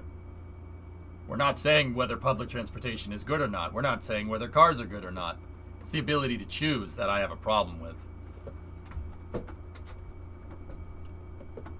I don't like not being able to choose, bro. That's lame.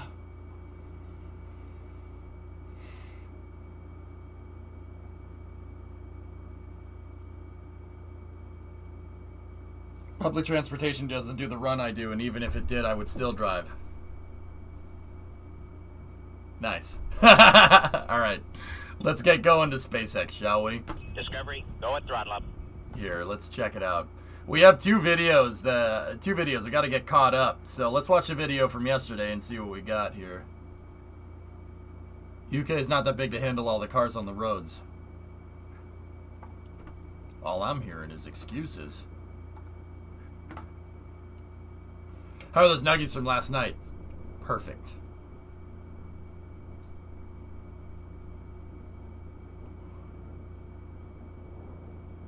You don't need to drive to have freedom of transportation. The U.S. have to go around the cars so next to it. Yeah. Sure. You guys keep thinking that.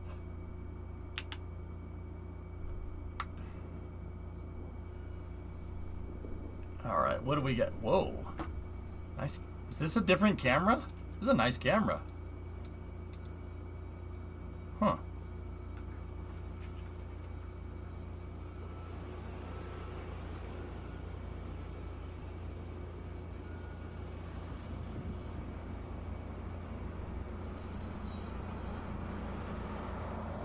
A car is freedom. Oh God, now you sound Scottish, mate. It may take our lives. I'll never take our freedom.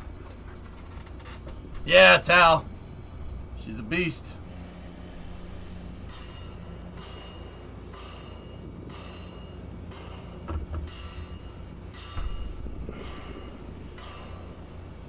I know, Doom.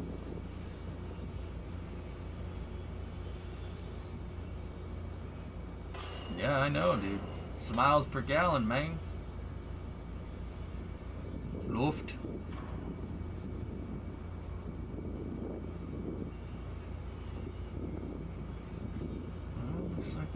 it. Hold on. Oh, up we go. Not that I am complaining. I am. What? Did I say that out loud? Sorry, jeez.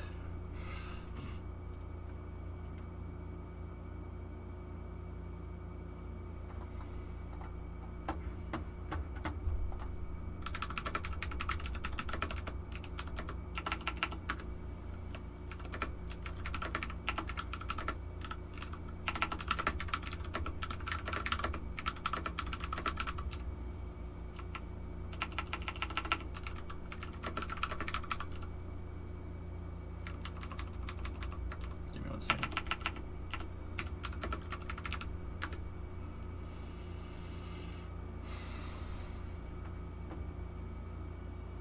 $4.99 Doom. Ugh, gross. On a side note, we have a shortage of HGV drivers. The cost of transporting fuel has shot up in part of. Oh, jeez, that sucks, man.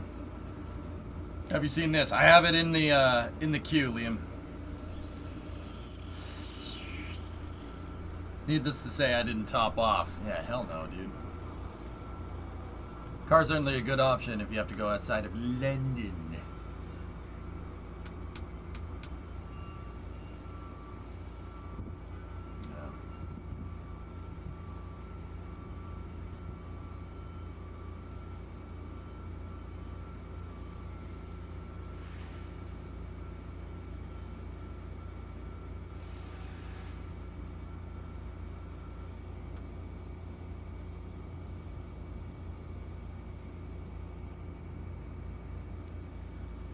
Doesn't help that about 80-90% of fuel prices is taxes to compensate in other lower tax rates. Yeah. Yeah, or you could just lower all of them, like what we do. No, don't get me wrong, guys. We have a fair share of problems over here too. But, oh man, I'm just biased with fuel prices because I like cars so much. No, boy.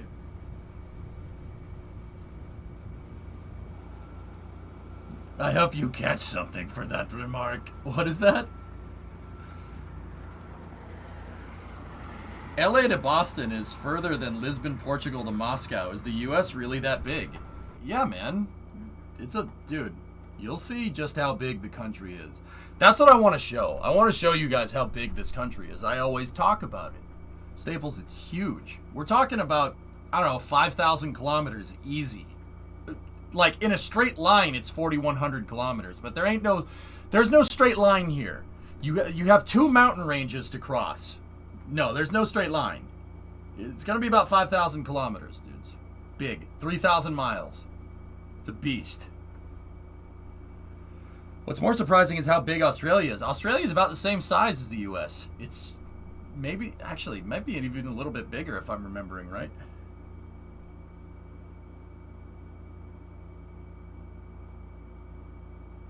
Slightly smaller. It's big, dude. And total Staples, wait till you see how big Alaska is. Alaska is about half the size of the United States.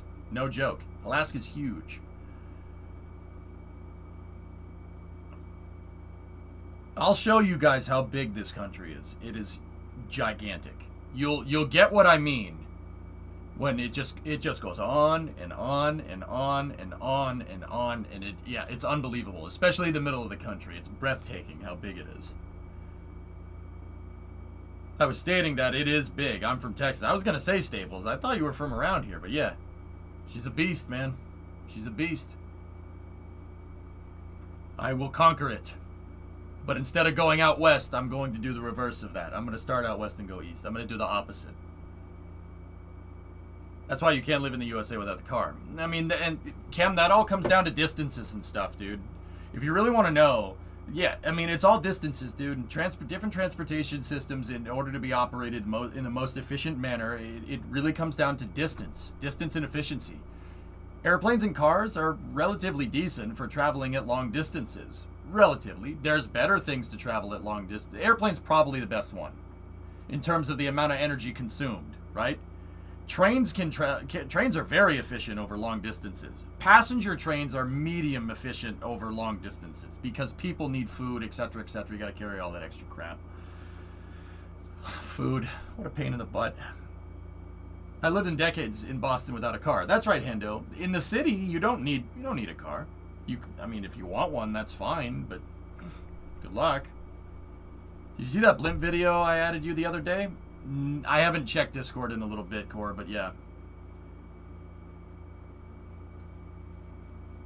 About as big as the people that live there?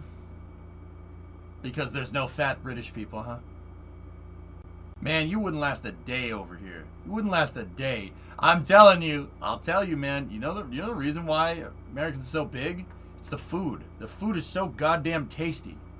You would not be able to. You would have like a slice of pizza, and then you would be like, I gotta eat this whole thing immediately.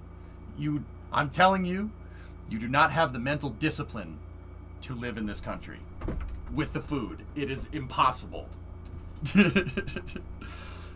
You'll come over here, and I'll give you some loaded tots, and before you know what's going on, you'll be 6,000 calories deep.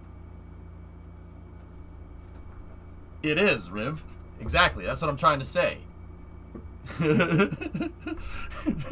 You wouldn't last 2 seconds over here. The British are fatter than Eastern Europeans. Actually, dude, there's not that many fat people, dude, to be honest with you. It's not as much as you might think. I mean, don't get me wrong. There are some people that are overweight, myself included. I'm pretty fat right now. But, yeah. Dude, I'm telling you, you'll come over here, and I'll show you some, like, Italian-American food, and you would not be able to do it. I'm telling you. No, the food isn't good for you. I'm not saying that it is. Oh, no, it's terrible for you. It's terrible for you. Yeah, no. But it's tasty. My recommended match on my dating all would beg to differ. Huh? What's with the fat shaming? I'm not fat shaming anybody. I'm saying it's difficult. It's really difficult to stay skinny with all the food. The food is freaking ridiculous. The worse it is for you, the better it tastes. That's right. You wouldn't be able to last.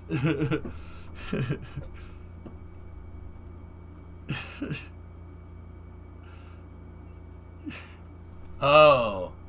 Okay, Doom. Anyway, let's get back to Starship news.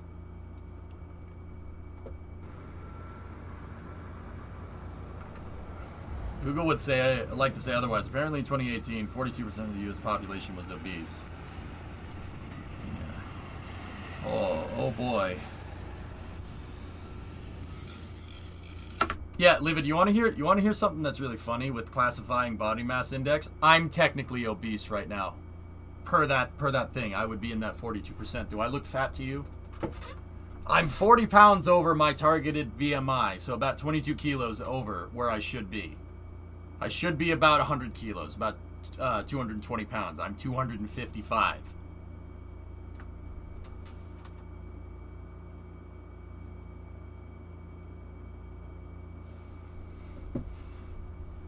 So, I mean, I'm technically clinically obese by definition. So, I mean, take that for what it's worth. There's the VSS right there. I'm not fat, I'm big bone. Oh, I'm fat. Oh, yeah. Yeah, no, I ain't denying that. Yeah, Sawyer, exactly.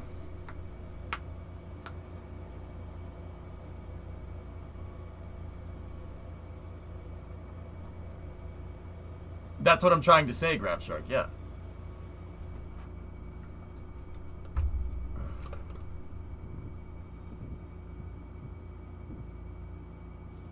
Yeah, that's right, Doom. The Burger American Index. I like it. We're calling it that from now on. Yeah, exactly, silly. That's what I'm trying to tell you. There are people that could just be straight bulk, right? And they'd be technically obese, right? And that's what those stupid statistics quote. Wayne Rooney was clinically obese on the BMI scale when he had 0.5% body fat. Yes, that's exactly what I'm saying. We're not as fat as you think we are. That's what I'm trying to tell you guys. Stop agreeing with me and agree with me. Wait. Stop agreeing with me. Stop that.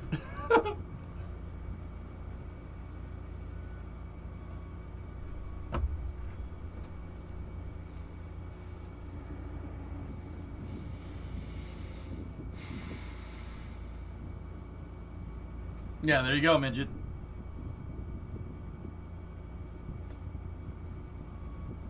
He just says that's 4 overweight guys. What are you talking about, man?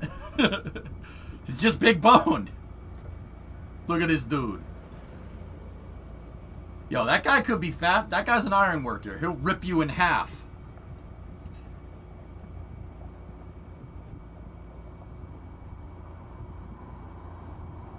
I'll check it in a little bit, man. Stop agreeing with me and agree with me.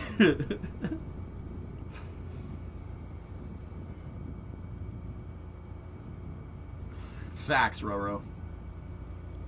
Yeah, he's gonna have to catch you first? Okay.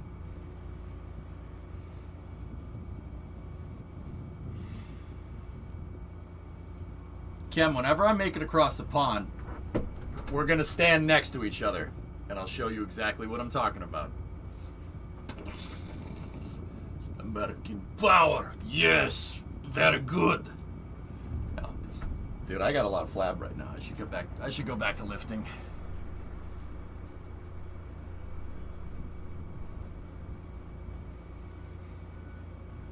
All right, so they're loading cryo. They're loading cryo, and I'm not sure what it is though. Could be nitrogen, could be liquid oxygen. Probably nitrogen, most likely. What are the wire tanks, Tal? Which ones?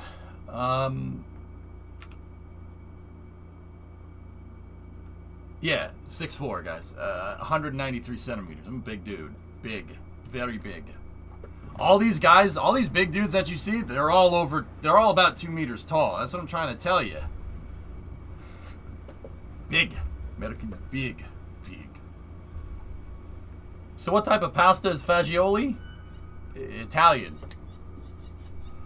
10 centimeters higher than you. Yeah, that's right. I got that much on you, bro. I got you for 3 minutes. 3 minutes of playtime. Yeah, of course they will, Smirks.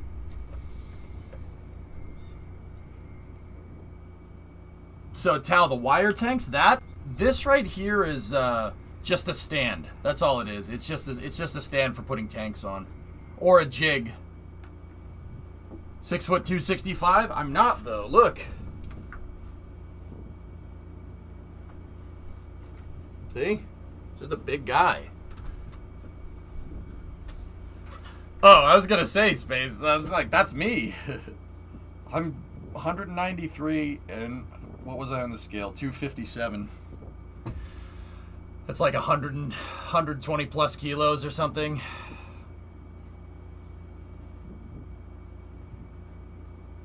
Fellow Italian, help me out with this. All the pasta is the same thing, just shaped differently. No. Yeah. Oh, those fuel tanks are here. Tal, if you're talking, I thought you said, if you're talking about the big white tanks, these are just the fuel tanks. But this looks like the, so cryogenic tanker truck at the propellant production site. So these are the locked storage tanks. See this thing, Tal? This building right here? SpaceX wants to make the fuel on site, so they could basically purchase the fuel on demand. They're basically building a big propellant refinery here. Like the equivalent in Kerbal would be putting down a couple of drills in an ISRU, even though they're not really mining anything right here, I don't think. I did apatoxin, that was the first thing we talked about. Yep.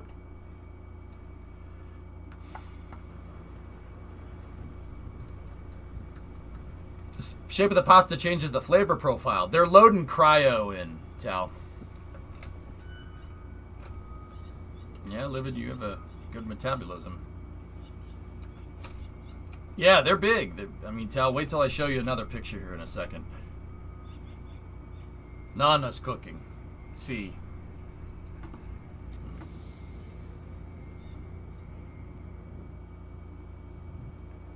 My SpaghettiOs have lots of shapes. It's also super weird to see John Krause on Netflix. Yeah, right? Alright, let's see what we got. So, SpaceX is building another high bay here, and they're grading out the terrain for the high bay.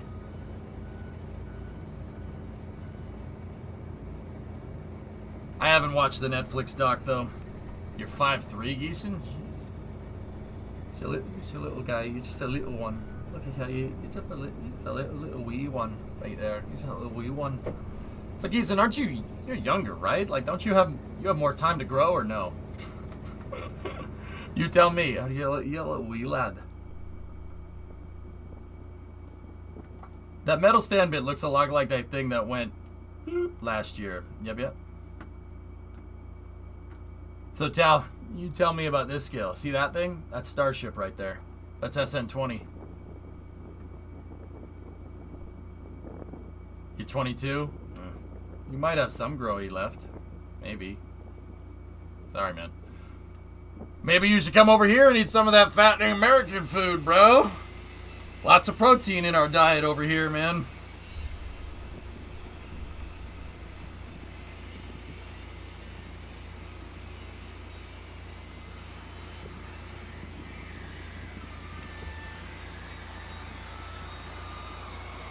That's right, Apollo. Yep.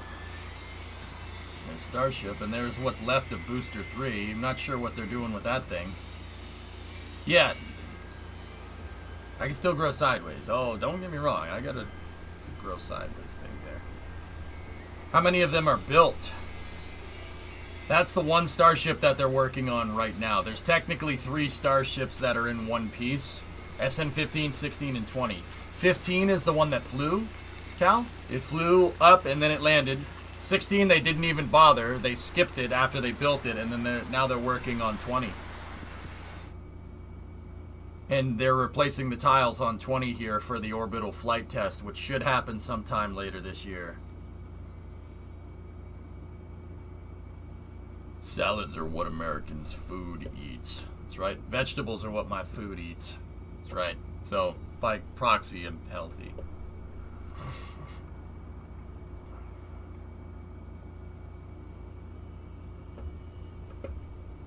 See, that tile right there, that one's okay. You can tell it's okay because of the way it is. What are these tiles made of? Tough and unifibrous reinforced oxidation resistant composite.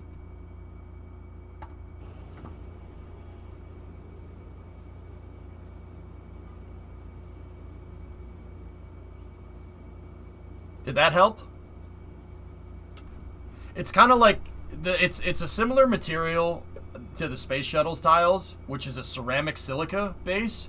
This is a composite base, so it's like a Mark II version of shuttle tiles. These things should be a lot stronger and a lot better than the shuttle tiles. Upgraded rocks. So, once again, the shuttle tiles are silica based, so it's like a porous rock. Like it has the consistency of about styrofoam, right? These ones are kind of the same thing, but with strands of whatever composite kind of woven into them. So it's like, don't get me wrong, I might be thinking about this wrong. It's like carbon fiber mixed with the shuttle tile, like kind of wound together in a composite, if I'm understanding that correctly. Yeah, basically space asbestos. Yeah, you're not wrong. So, yeah, those tiles, I mean, if you look, all you got to do is look at them. They're a lot thinner than the shuttle's tiles are. Way thinner. The shuttle's tiles are about this much. These are about that much. Last pulls. Yeah, kind of like pumice, Kaz. Almost. Yeah. Bio, you're in shape. Yeah, round shape. What's the discoloration up top? That looks like rust, to be honest with you. I don't know. It could be just dust. It could be sand. It's coarse, rough, and it gets everywhere. Have you seen the size comparison about various things versus the state of Texas? Nice, Penta.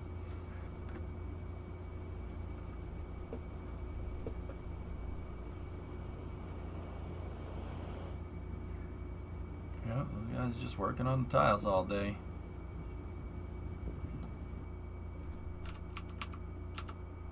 That looks like Sam Patel right there.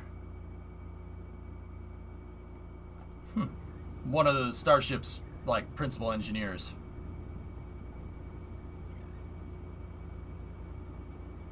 He was the guy in Tim's video.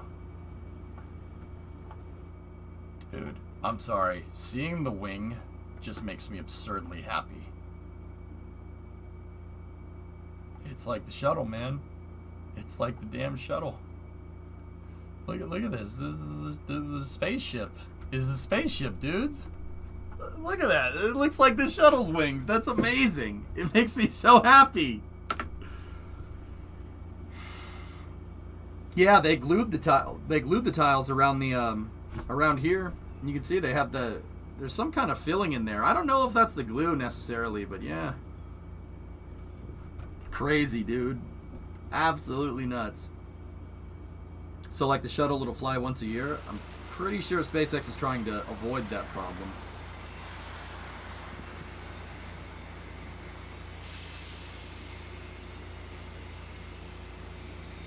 Interesting bio, yeah. Yeah, they even tiled the hinge, Demon. It's cool, man. It's starting to really look like a spacecraft. It's an adhesive they need at the front of the vehicle. They didn't need it elsewhere, but for whatever reason around the end, it was being seen applied on the 24/7 NSF cam a little while ago. Oh, there you go.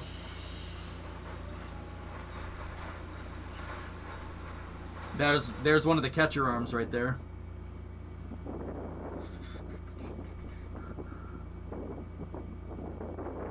So you say that the launch tower is the Karate Kid, has chopsticks and catches things that fly? Yeah. That's Elon. That's the way Elon says it, huh? Hey, wait a minute. Hold on. Look. Look. Interesting thing to note. Look at the front post right here on the launch tower. They got the wires for the trolley in place. See that?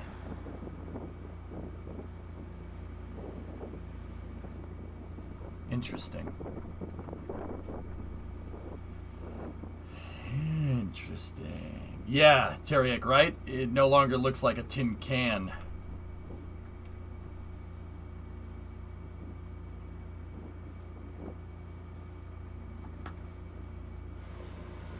Should I know what the trolley is? Tal, you haven't been here in a while. The trolley... See this big thing right here that looks like a bunch of bars all connected together? That's a catcher arm. That tower is going to have two catcher arms that are on a trolley. That trolley is something that'll roll up and down the side of the... Or it'll kind of move up and down the side of the tower, like a train almost, right? And that trolley will have two catcher arms on it. And the catcher arms will move in when the booster is landing, and it'll catch the booster. And then it can move the booster up, place it back on the pad, let it go. Starship will come down and land. They can pick up Starship with the catcher arms and put them right onto the pad. Put it right onto the Super Heavy. These are catcher arms. They're designed right now, and keep in mind the plan is subject to change. Right now, the plan is to catch Starship and Super Heavy. Catch them out of the air when they're trying to land. Instead of having like landing legs that deploy or something, they'll just catch it, so no landing legs are required. Literally farm out the landing legs to the launch pad so you can make a simpler spacecraft, which is ridiculous. What's the year model of your new truck? Predominant, it's a 97 F250 HD. It's got a 5.8 liter V8 in it. So that 5.8 V8 is similar, a little bit different, but similar to like the 351 that would have came in like an XB or an XC Falcon. That's a different, it's the same displacement, but a different model. Those are Cleveland motors. You guys got the Clevo motor over there. We have the Windsor motor. Cleveland motors were made in Cleveland, Ohio, and the Windsor motors were made in Windsor, Ontario, in Canada. But yeah, it's got a 5.8, and then the 5.8 has, I'm pretty sure the 5.8 has a ZF 5-47 5-speed in it. The truck's a manual, dude. It's a shifty boy. Yeah, it's a cool truck. Really cool truck. The truck looks, we'll get back to that in a second. But yeah, Tal, they're trying to catch the booster out of the air. Really, really crazy. If you're looking at that and going, I don't think that's even possible. Yeah, I agree. Hard task to solve. Predominant, it looks exactly like this. It's that truck right there. That is exactly what it looks like. That's an F250 HD, a 97. And it's that color red right now. It's red, and the bed that I have for it is white right now. Did the Hoonigans modify the truck? Yeah, it has no bed on it. You guys can go find, Predominant, you can find the truck. The truck is on Hoonigan's YouTube channel. Scumbag Labs. The Scumbag Labs F250. Yeah. Are those rear tires fatter? Mine aren't. Thank you. Wanted to do something fun with that exact model. You stole it from the site, didn't you? No.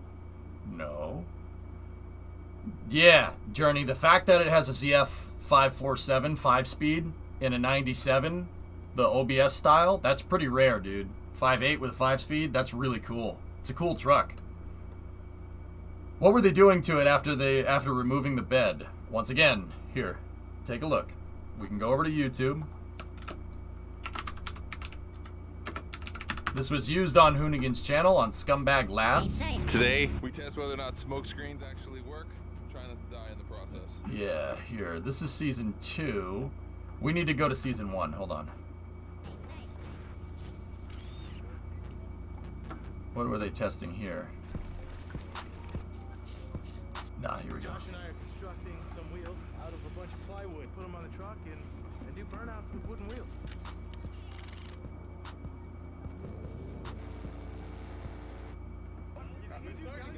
Yeah, see this white truck? That is the exact truck. They painted it red, though.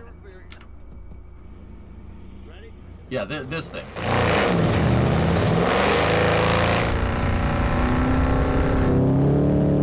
Yeah, that's the exact truck.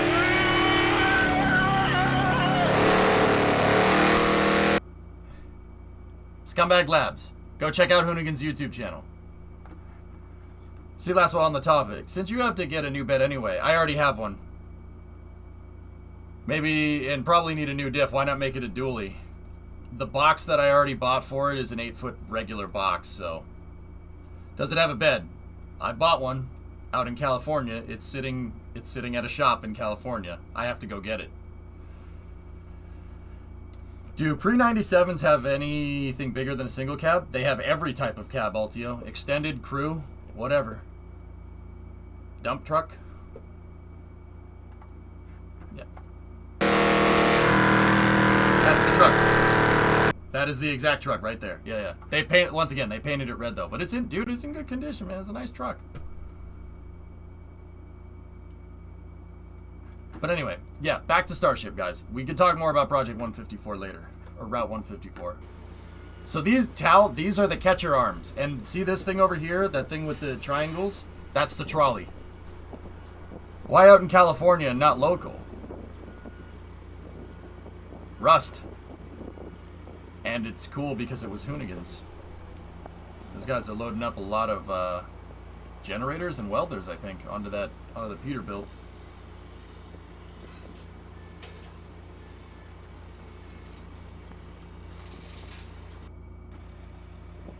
Acme? Oh, jeez. It's a challenge, Cyberlink. Drive it across the country. I am Optimus Prime, leader of the Elon bots. Meep meep.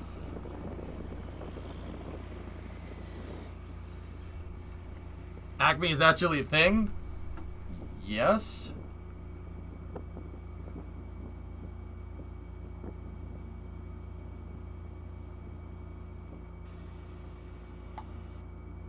Some nice drone footage here.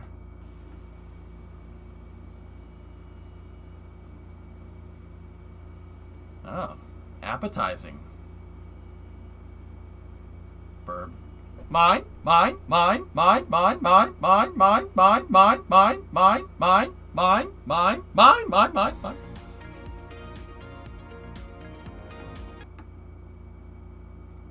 All right, we got one more here. That was yesterday's vid. Here's today's. Let's see what we got.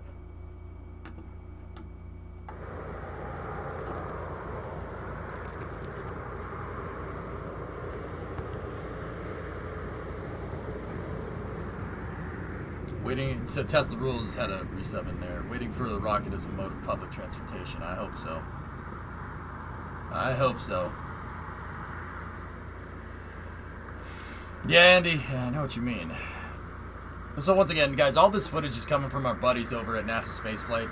Footage is coming from Stephen Marr. Stephen Marr's down there doing filming for them.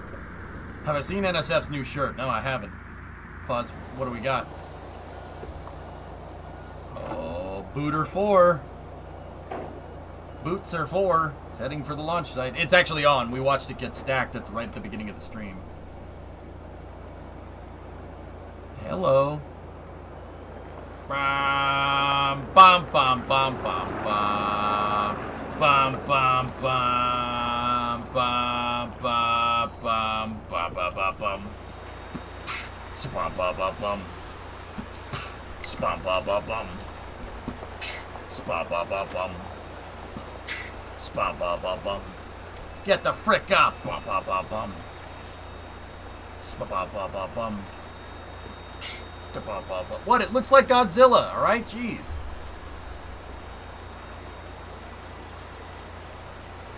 Yep, it's all the engines are on it, Thor. Well, yes. Yes.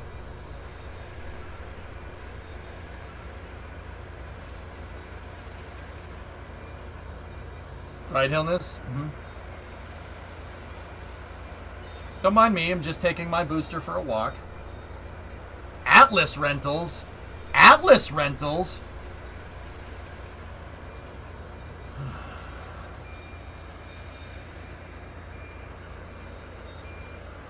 Honkas.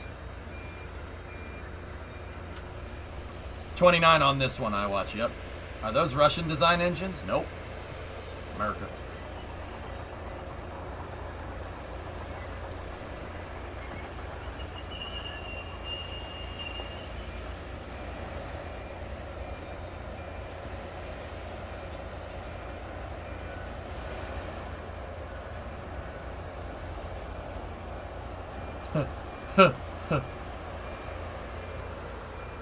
I think it's a Libra 11,000 journey. Not sure though. Ansel, it is pretty wild, isn't it? Have we seen the grid fins move? I don't think so, Mutter. Mutter, what do you think of the truck? Good truck, right? Not 4x4, but a good truck. Wait, if Elon built Mechazilla, does that mean we're the baddies? Are we the baddies? Don't mind me, just leaving the shot. I'm out. Ansel. Yeah, it's pretty cool. I mean, it's a Ford, so it can't be that great. Ow.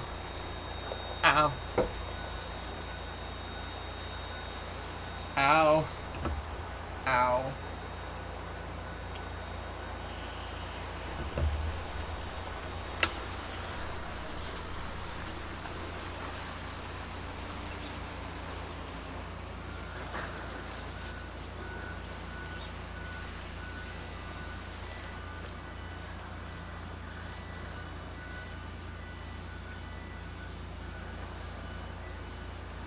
No, I drink hot coffee. You pour hot things on your burn to make it feel better. Don't take medical advice from me.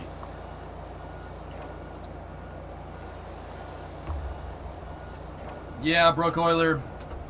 They wanted to get it done in the summer, but that's... I could have told you that that's not happening. It's going to be at least 1st of October. So we ain't going to see it for a while, dudes.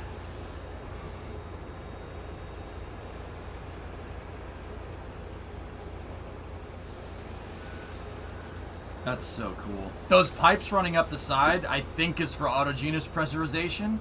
Basically, they're using some of the gases from the staged combustion cycle to repressurize the methane in the oxidizer tanks. That makes it so the booster doesn't need helium. Less consumable, less things to put in the booster to make it work. It makes it simpler. And then in the case of Starship, you don't need a helium plant on Mars to get the thing to work correctly. Looks a little wobbly. Yeah, she's a little wobbly, low data, but it's fine.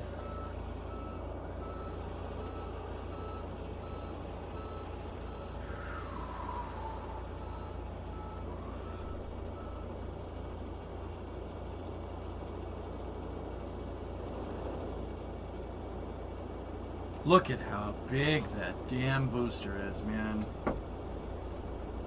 No, nothing like that broke.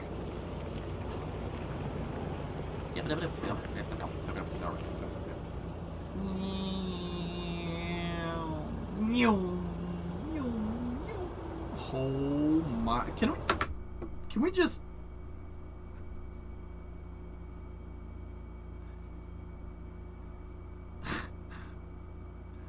Older viewers, that looks like Neptune, man. It looks exactly like Neptune, which is unbelievable to me.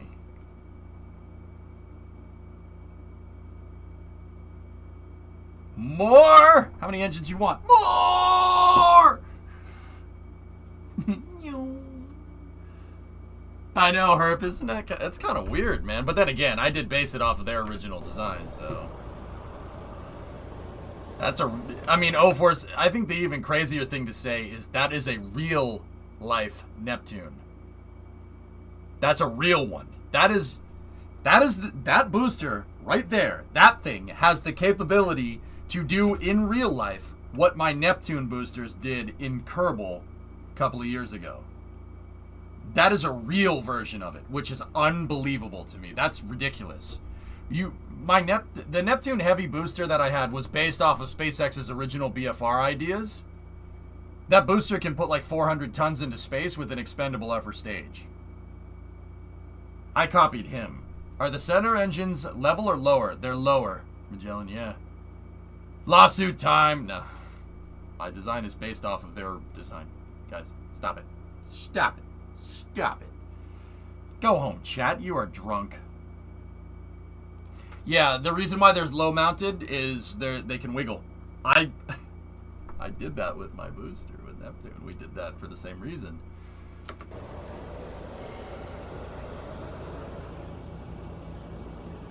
I can't believe that. That thing can do exactly what that booster that we made in Kerbal all those years ago can do, which is unbelievable. But it can do it in real life, which is even more unbelievable.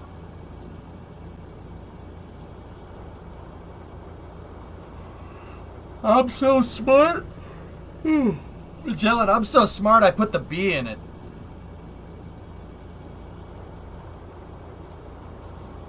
When is this booster going to be used? SpaceX, Teriak, SpaceX wants to do a full orbital flight test, so this booster will send that Starship over there, the one where the crane on the left. This thing will send that Starship into space, and what SpaceX is principally trying to do is test the tiles. They want to test the re-entry with the tiles. That's why they were working on the tiles so much in the other video. No, that's the remains of Booster 3, Livid. Look at the dudes. Look at the dudes working on the tower over there. Those guys are working on the quick disconnect for the tower. See the little specks moving around on the tower? Looks like a bunch of ants. This thing is going to go all the way over here to the big boy crane.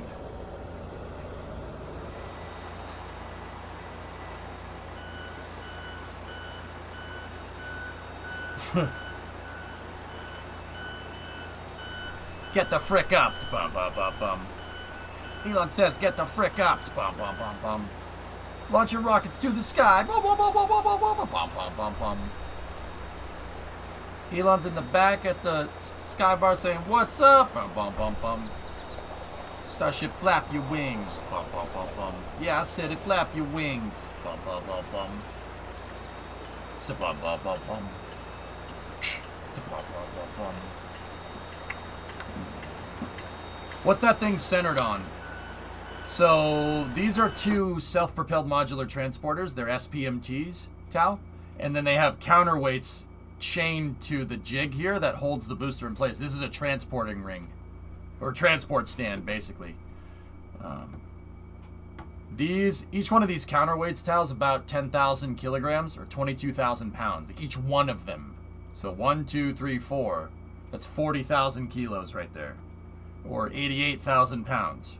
There's another one over there, and then there's more on the back. They do that to keep and then they chain the jig piece to it to make sure it doesn't move. Yeah, see the dudes on the left over there.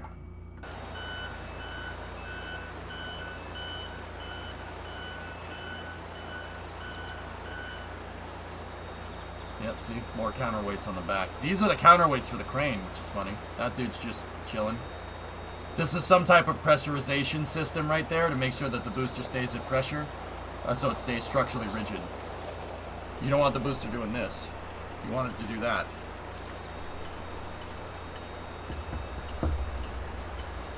Yeah, right? Like, yeah. Heavy lifting.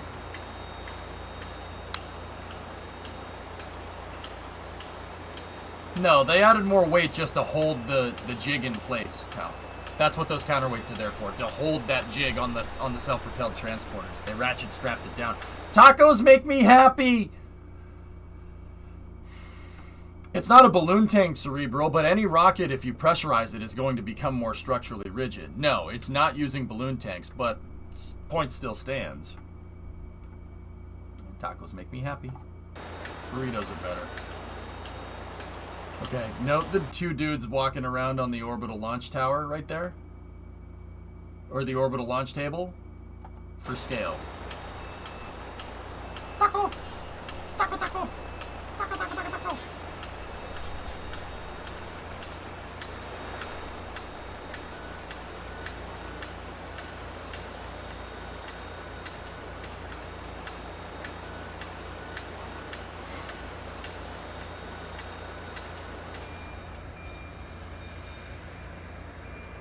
So, this thing is going to launch that thing into space.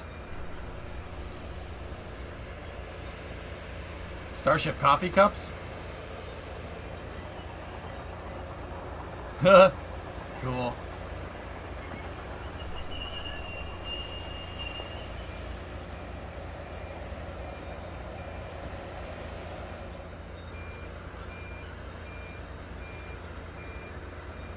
So there's the vehicle stabilization system, quick disconnect. Arm right there.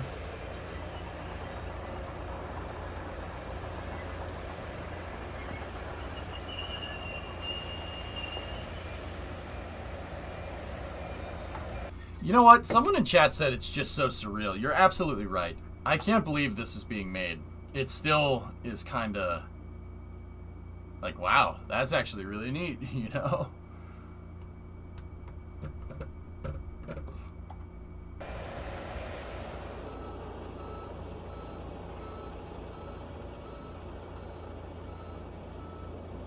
There's an extension piece that they're working on, Game Coder. I do, Grab Shark, yeah. What are those big cylinders in the middle by the crane? Propellant storage, Cisco. This is where they're going to store their propellant for the booster and Starship before they launch. It's called a tank farm, or just a ground service equipment, propellant depot, whatever you want to call it. These are all the tanks where they're going to store the propellant for the booster. What are they guesstimating the launch will be? Drift, that's hard to say. Judging by the progress that I'm looking at here with the pad and how everything is working, and keep in mind this is always in flux. I guarantee you we'll be looking at Starship in a week and the date would probably be different. I'm going to guess end of October right now for this whole launch test thingamajigger.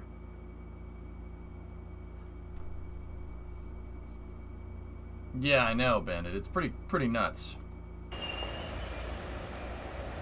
Stage 0. That's right, Gaffling.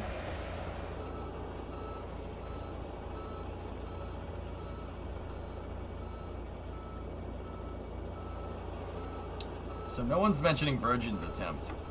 Virgin's attempt didn't even get near what this thing is supposed to do, Tal. But, yeah, I mean, they got grounded by the FAA anyway for violating their own TFR, which I thought was hilarious. Do you think those lift catch point arms on the booster would be long enough for B5? B4 isn't being caught, so they can be small. Well, Entropy, you know what I would do? I'll be honest. You know what I would do? I would put Booster 5s, or at least the mechanism that they think they're going to need to catch Booster 5, I would put it on Booster 4. You know why? To lift it up with the catch arms and see what it does. Yeah, I would use it as an opportunity to learn what this thing will do with the catcher arms.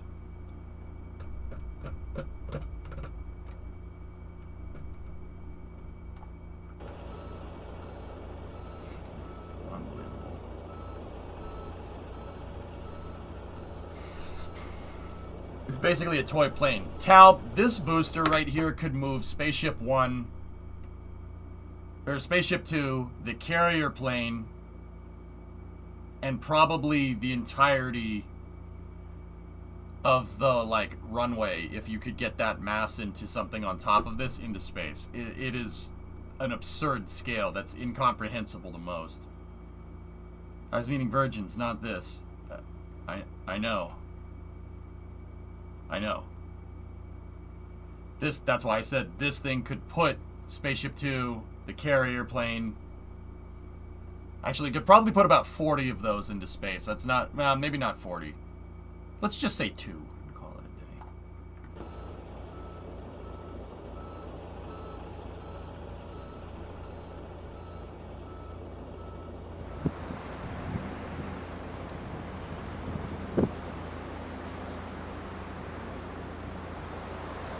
What's the booster payload capacity in tons? 1,000? That's a guess. 1,000? Yeah, probably not that much. Maybe 500. Maybe 500. 500 tons, I'd say, is what they could put on top of that thing. Yeah, I think that's reasonable.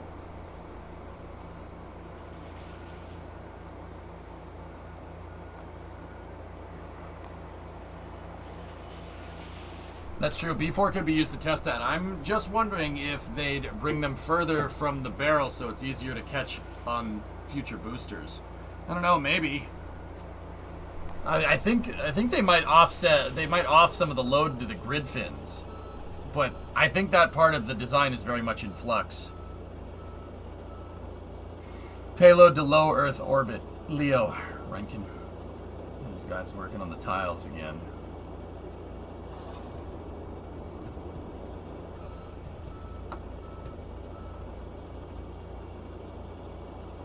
It's Cerebral, it's in a Space News, I think from last week.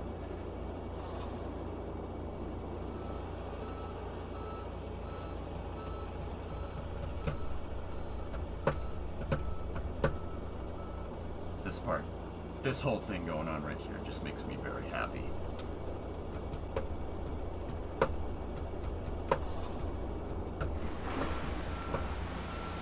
What the... Oh, it's a dump truck. I'm like, what is that?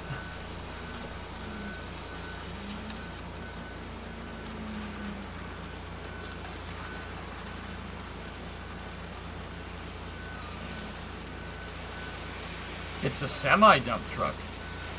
Cool. Is Starship having the same problem with the tiles like the shuttle had? Same problem, but for different reasons, Panda, from what I can understand. But SpaceX, I think, will solve those problems. Their tiles are using a slightly different adherence mechanism. So, time will tell. It seems like they are, though, but I don't know for sure.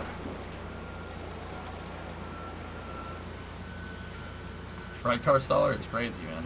They really do go fast.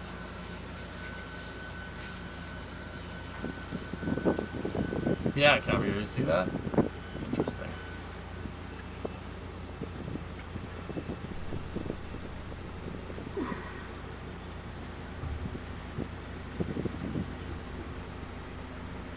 What is this? Oh, GSE 8. Yeah, okay. And then... Mine? Is that... And then just some dude fishing. Not Florida man. Texas man. Texas man. Mine. Burbs. Alright. We're all caught up on the Starship stuff.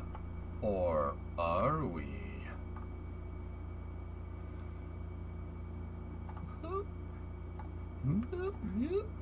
Check this out. This afternoon. Oh.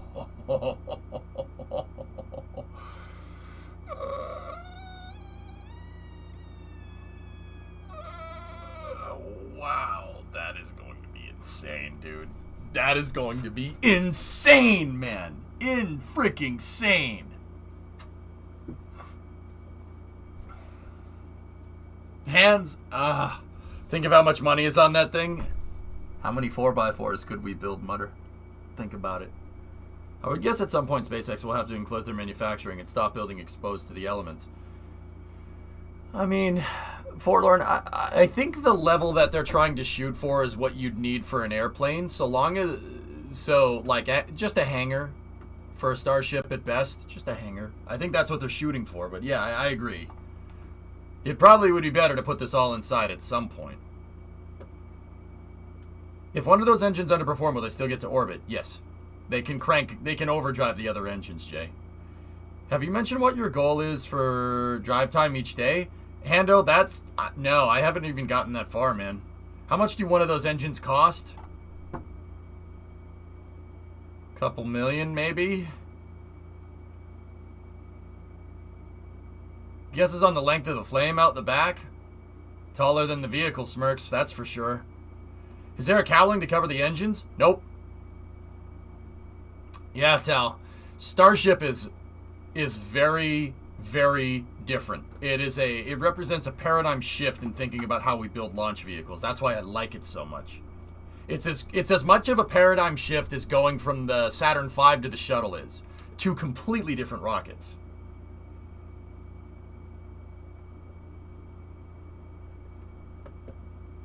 Barrow, I'm with you on that one. My brain will not be able to process this very well. And I know what it's doing. I still won't be able to process it. Dude, when the two Falcon Heavy side cores land, I still wasn't able to process it. I just kind of sat there and growled at it because my brain was like, I can't believe what we're seeing right now. Yeah, this has more thrust than a Saturn V. Easily. Like double the amount of thrust of a Saturn V. Double. Because, you know why? The name of the game with first stages is TWR. The higher your thrust-to-weight ratio is with the first stage, the more delta V the rocket has. True story. What about compared to the N1? N1 was pretty damn impressive, I'll tell you that.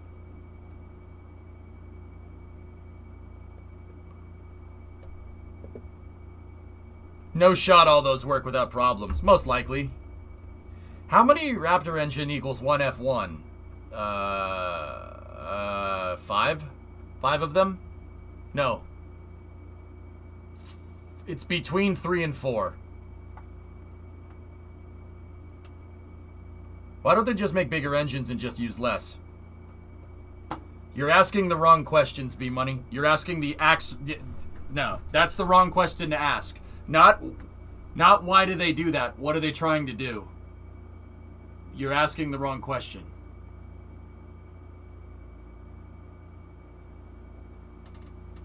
That's not a good idea. So, we'll break it down. I'll explain why. So, first of all, why don't they... I will answer the question. Why don't they just build a bigger rocket engine? Rockets don't scale very well. Rockets don't scale very well. We don't build skyscrapers out of wood for a reason. Wood is not really a good building material to build skyscrapers out of. You'd be better off using concrete and steel, right? Or concrete or metal, right? But even then, you don't see buildings made out of aluminum, do you? Nope. Steel and concrete. Why? Because those scale big. Those scale a lot better, right? Rocket engines kind of work in the same regard. You can't just build a bigger rocket engine. Rocket engines don't scale very well. They really don't. That's why all the rocket engines like Shuttle, Raptor engine, the RD-0120, RS-68, J2, they're all kind of about the same size with a little bit of differences here and there. The F1 is about as big as you can go before you really start running into some weird problems. Just like I said, if you tried to build a skyscraper out of wood, at the bottom the wood would just splinter and crash, right? Rockets don't scale. Rocket engines and rocket propulsion doesn't scale very well. It really doesn't. So, second thing. That's why they don't do that. Second thing is, what are they trying to do? Remember, I said that asking why did they do that this way is not the right, that's not the right question. What are they trying to do is the right question. Well, what are they trying to do? SpaceX is trying to mass produce engines. It's easier to mass produce a small engine than it is to mass produce a large engine, right? So they made it big enough for what they think they need, and they just made a bunch of those instead. Easier to mass produce. Very, very, very, very, very, very, very big one right there. You know that Elon is obsessed, B-Money, with playing Factorio in real life. So make it big enough. Make it big enough for what you need, and then just start mass producing that. See what I'm saying? If you see something in aerospace engineering and you don't understand why it's there, that you kind of think about it and you say, oh, that doesn't make a whole lot of sense. Don't ask, well, why did they do it that way? Why don't they just do this? No. Think about what they're trying to do. The engineering is all about application. It's all about what you're trying to do. If somebody said, EJ, I want to make a boat that flies into space. Well, there you go. Do you think if you made something like the Bebop from Cowboy Bebop, like here, if you made something like that, which is basically a boat that flies into space, also you should watch that show. In the show, it's a boat that can fly into space. Now, if you look at this and somebody put this out on a launch pad, they would say, well, why did you make it into a boat? Why not just give it wheels? Because they wanted to make a boat that flies into space. See what I'm talking about? Engineering is all about application based, and don't get me wrong, this ship doesn't exist, it's fake. Still pretty cool though, still pretty cool ship. It's a yacht that can fly up into space, right? But it's all about application. Cowboy Bebop also has, not to spoil anything, but there's also this. It's pretty good anime. Pretty good anime. Pretty good anime. Show again? Nope. What about this? Well, when you get, you're wondering about Sea Dragon. When you get to a certain size, Sea Dragon. First of all, Sea Dragon is basically going to be about as stupid as you could get. And there's a scale thing here with there's a scale thing there with rockets. We're talking about like just a regular liquid fuel rocket engine, like gimbal with fuel tanks, etc., etc. The way Sea Dragon was made, John, basically was more similar to the hull of an aircraft carrier than it was to a rocket engine. And in that regard, it does scale correctly. But, once again, you know, in that regard, making it out of marine grade steel, right, would have made it a little bit more scalable. But now you need a big dry dock to make those. Now you need Newport News to make one of those Sea Dragon rockets. Hey, Kelmir, what's going on? But once again, it's all about the application, guys. All about, that is super important. Biggest thing. Yeah, you should watch Cowboy Bebop, Smirks. Everybody should. It's a pretty good space anime, and I'm not even that big of an anime guy. Here, I'll show you another picture real quick. I'm only going to show it for a second. Okay, there you go. You don't get to see it again. What about combustion instabilities on the Sea Dragon? It's pressure-fed, Synerd. Pressure feeding. Don't give Jeff ideas. Nice. There's a live-action Cowboy Bebop coming out. Yeah, I know.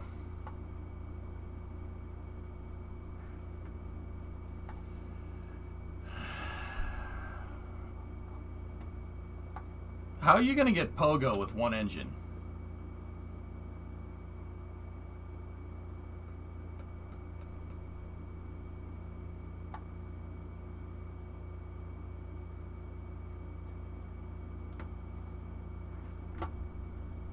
It depends on what you're trying to do, dudes.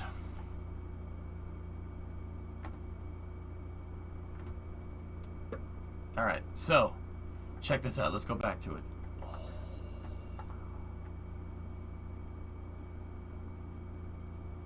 So they stacked it right there. Let's see. Oh, baby.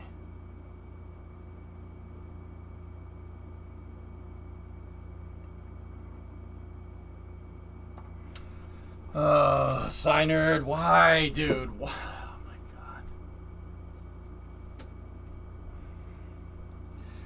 god. Pogo happens because the acceleration to the thrust increases the propeller feed pressure.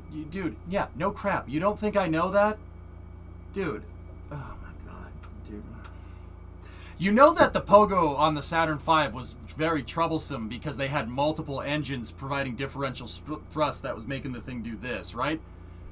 Pogo does happen. It happens on rockets that throttle down. But having 5 engines with like the F1 doing that all at the same time can cause Pogo oscillations that would break things. You can have one big engine that makes vibrations. If that was the case, if Pogo wasn't that big of a deal, the 2 SRBs, if they, tailed off in thrust, right? When they tailed off in thrust, the whole shuttle would just shake itself to pieces. The Pogo oscillations on the Saturn V happened because they were happening on 4 different engines that were offset from the center axis of the vehicle, dude. Come on.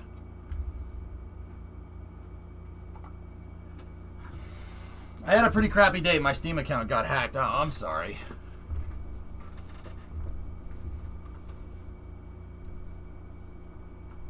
Pretty much 619.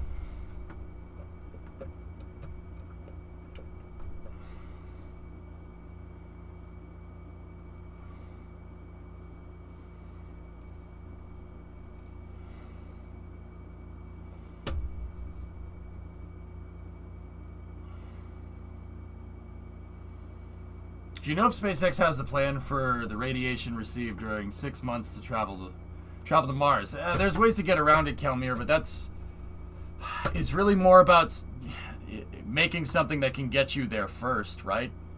You got to make the railroad line before you make the train.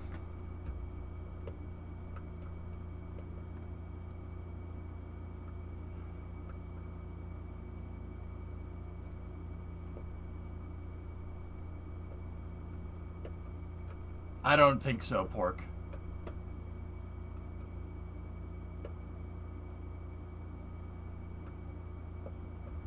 Yeah, it's pretty good, Phil.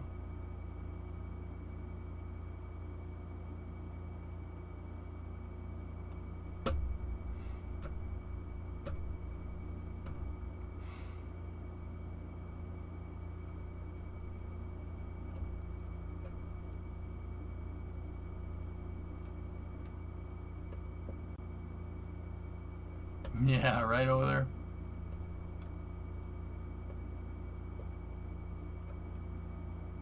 Weird question. How many tires were sent into space? Take the amount. Okay, so the shuttle has 1, 2, 3, 4, 5, 6. 6 times 135. And then include the 4 Tesla Roadster tires.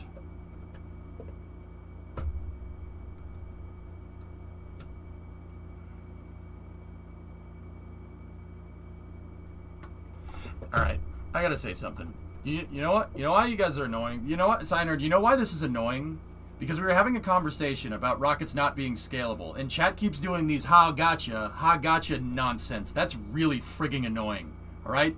We're talking about how powerhead-driven, non-pressure fed rocket engines are not scalable. Liquid fuel, non-pressure fed rocket engines are not scalable. And chat goes, oh, well, what about this? And then okay, all right, we'll talk about that. Sea Dragon was scalable because of the materials that they made in the feed mechanism of the rocket. Oh, but what about Pogo? You keep moving the goalpost of this damn conversation, and it's really, really annoying. Stop doing that, please.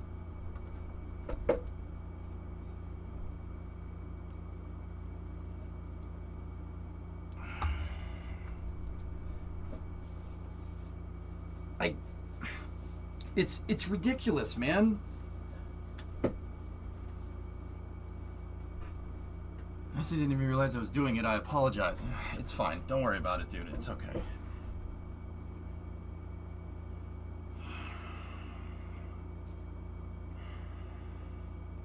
Don't forget the X-37 and Lunar Martian rovers if you count those tires. Yeah, I guess that does count too. Yep.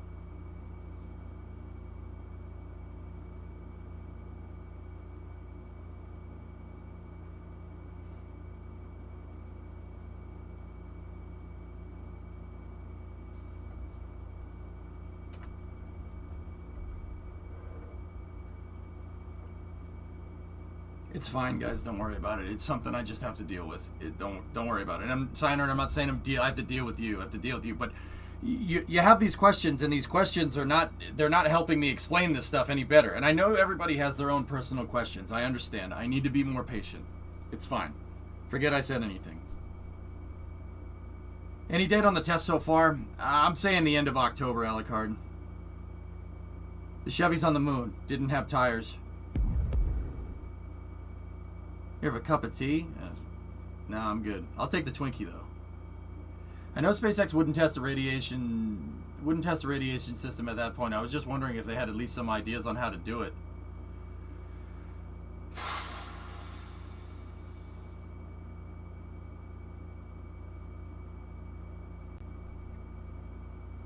I mean, you don't need...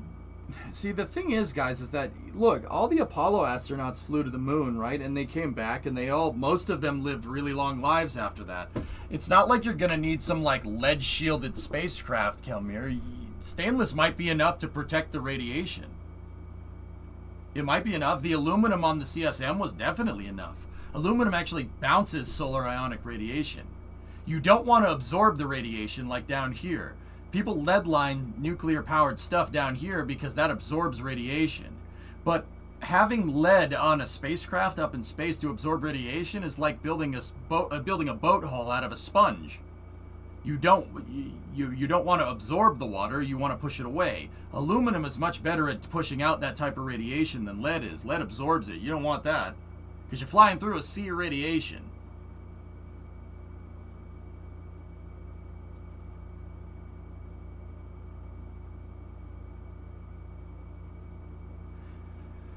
The moon, you would need to stay for 2 years before you have a 10% chance of dying. So why did you ask the question in the first place? You answer if you know the answer to it. It's negligible for the most part, unless you're spending long durations of time on the moon, in which case you could use the lunar regolith. You could just build a bunker on the moon. That'll do it.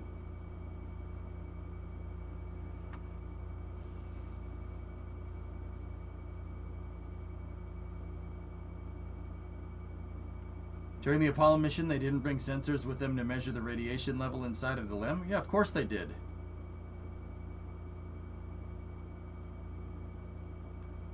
But to go to Mars, it would be reached in 10 days during the voyage. Once they're in atmosphere, building would protect you. But during that voyage, mass is important and the protection is too heavy to carry.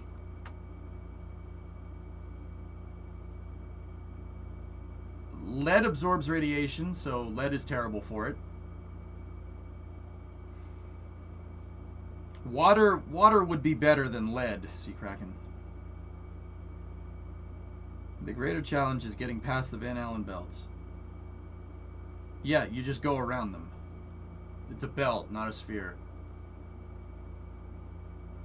There are ways, Kelmir. I don't know if SpaceX is even thinking about that right now, dude, to be honest with you. To answer your original question, I don't think they're even thinking about that right now. Don't worry about rad shielding until you have something that goes into space first. I'm pretty sure that's where they're at. Yeah, but water is heavy, Pythos. That's why I don't think it would be good. I would rather like have aluminum or something. Or even stainless. I don't know how stainless does in the vacuum, to be honest with you. I don't know. The big thing with Apollo is that they spend such a short amount of time up there. Yeah.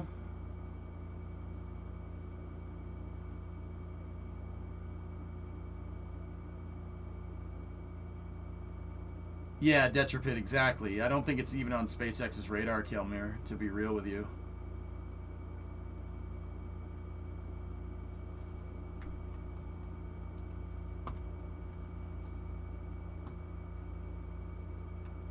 Oh, there you go, Jack.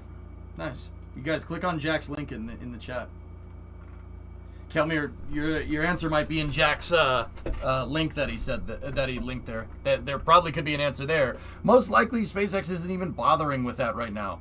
And the reason why I think that is because, you know, if you go back to Tim's video with Elon Musk, part 3, where Tim talks about other things that SpaceX is working on, he's like, hey, what about the oil rigs? And Elon's like, we're not working on the oil rigs right now. And he's like, yeah, but aren't you going to plan to build? He goes, we're not working on those right now. We're focusing on one task at a time. Not even on our radar right now. He like reiterates that point like 4 or 5 times. And judging by how Elon Musk, from those videos, like, and just the fact that I've listened to the guy a lot, that's not even on his radar. They'll cross that bridge when they get to it. It's really that. It comes down to that, dude. That's probably what I'm gonna go with. Don't worry about it. Don't worry about rad shielding the thing until you get to the point where you need to rad shield it. I think that's why Starship ends up having these margins. Elon says, oh, we're gonna rate it for 100 tons to orbit. What if, so in that particular scenario, if you need to add 20 tons of rad shielding for humans, that's not that big of a deal. You still have 80 tons left over. Heck, if you need 50 tons of radiation shielding, still not a big problem. I think that's why they did that. He left it open-ended on purpose. I'm pretty sure. Like that's probably what I would go with for the final answer. A nice thing with waters and liquids for radiation shielding is that it can be easily transferred and stored in orbit. Yeah, that's true. And with Starship's frequent flights, you could fix that. Yeah, no problem.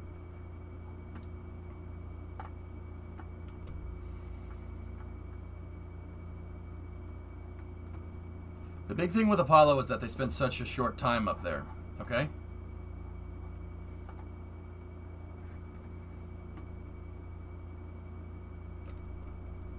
At the end of the day, guys, I'll be honest. I don't care that Apollo was up there for a short period of time, and that's the reason why they wanted. Dude, who cares? We're gonna have to solve that problem either way if we're going to go further. I don't see that as an insurmountable problem either. Who cares? We'll figure it out. That's not like, oh, we can't do it because of the radiation. I hate that argument. That's as dumb as the argument that says, oh, we should fix problems down here. No, not an insurmountable problem. Should be easy to fix. We can do it, but in order to get something that will actually be useful as a radiation shield up there, we need to have a pretty dang inexpensive and viable way to get to low Earth orbit easily, very quickly and easily. So you need something like Starship before you go about solving those problems.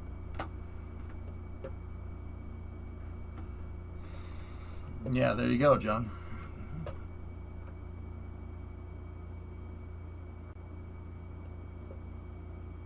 Yeah, cerebral, right? Yeah.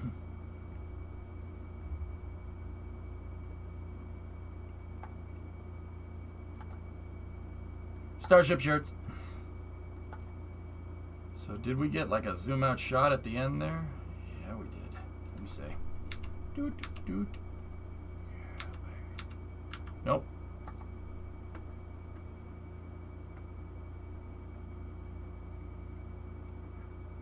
We cannot exit Earth's orbit because of the Van Allen belt.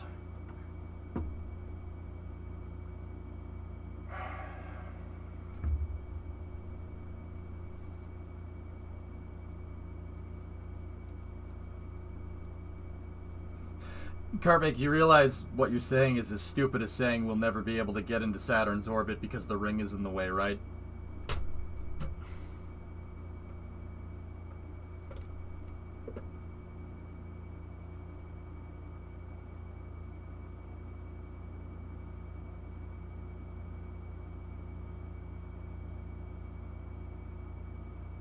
If that was a troll, it was a damn good one. If that was a troll, it was a damn good one, man. Jeez. You guys are wondering why I'm losing my hair. Holy crap. Oh my god. If that was a troll, that was a real good one, man. Good for you.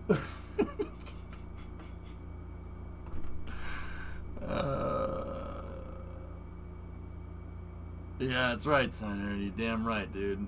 Pulling your hair out is going away, and it's your fault, chat. This is your fault. It's not genetics, it's you. Oh, my goodness. Can I ask you a question and then tell you the correct answer after your answer? Thanks. Oh, stop it. Stop. You stop this now. You stop this now. That's not what these people are trying to do. You stop that. You stop this.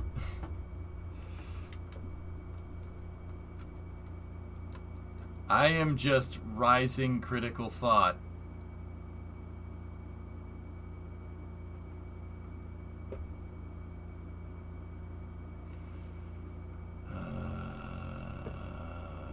in order to have critical thought, you need to be able to articulate correctly and use proper grammar.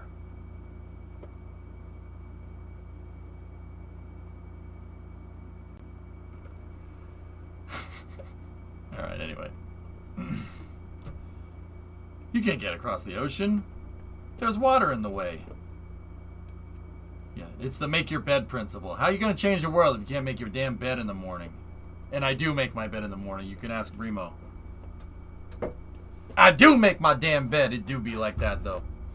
All right, anyway, here, check this picture. RGV had a picture of the full stack. Take a look.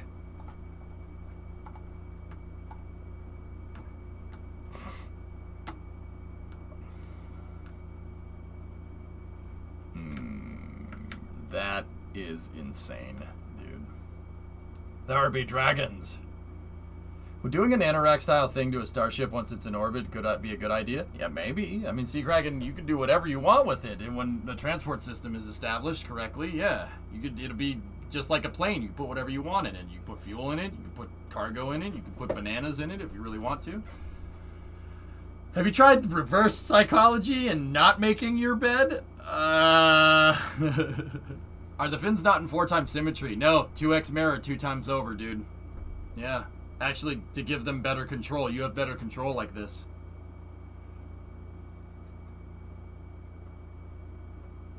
It makes sense that the flat earthers bring up the Van Allen belts argument. They clearly can't think in 3 dimensions. Nice.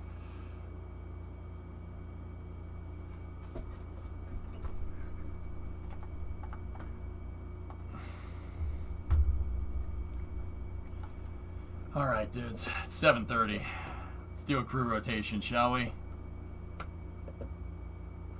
Stacking effective sorts that close together? Huh? Wait, what?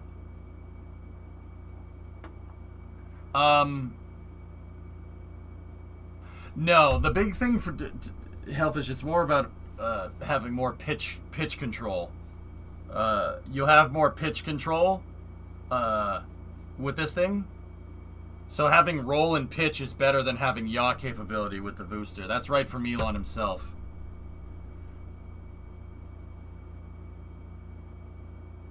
Do you have both SSTO operational? No, just the small one. Here, let me take a look at this picture. I already was taking a look at it. Let's take a look at it again.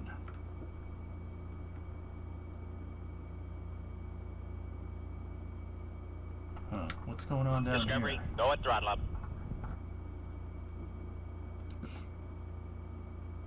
What's going on down here? Art, 13-month resub. My thought was because they're closer together, they act more as one big piece. Yeah, nah. Arrow doesn't work like that, Hellfish, I don't think. Pretty dang sure. There's the fuel lines and stuff. At least I think. I don't know. Looks like got a split fuel line here. They're putting all the fuel lines in the ground, from what I can see here. And then see these brackets right here? It looks like the fuel lines will go up the side of one of these arms and then into the umbilical right there. Towel with the bits too. Thank you.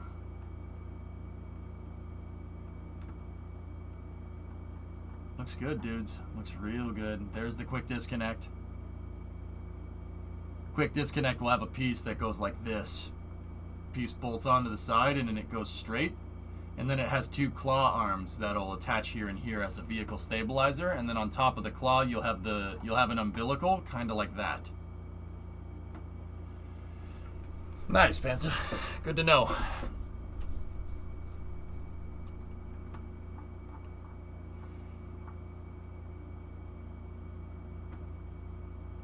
Man, look at this thing. That's unbelievable. I could just look at this all day, dude.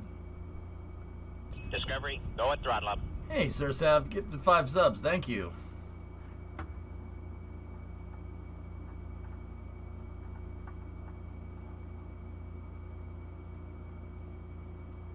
Link, please. I got you. Yeah, this is RGV.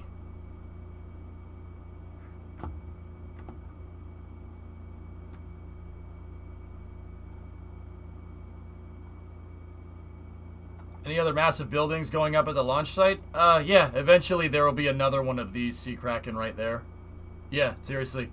SpaceX's environmental plans basically have another pad right there. They're going to build two of these. There's going to be another tower right here. And then another OLM right there. Yeah, another orbital launch mount. Yeah, that's what's going up. And then SpaceX is also working on another high bay. If we go to RGV and see if we have a picture of the build site. Yep, there it is. They're building another area to be able to manufacture super heavy and starships. Another big building at the build site. It's next to the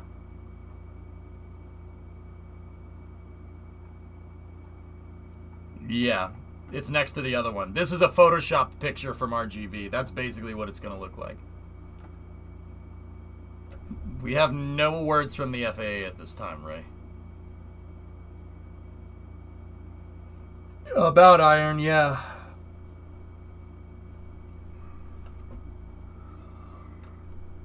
Yep. Yep, feels bad, man, indeed. Yep, that's where we're at. That's what it's going to look like. It's going to be basically just double the size of this one. Big building. Very, very big. Crazy. Absolutely nuts.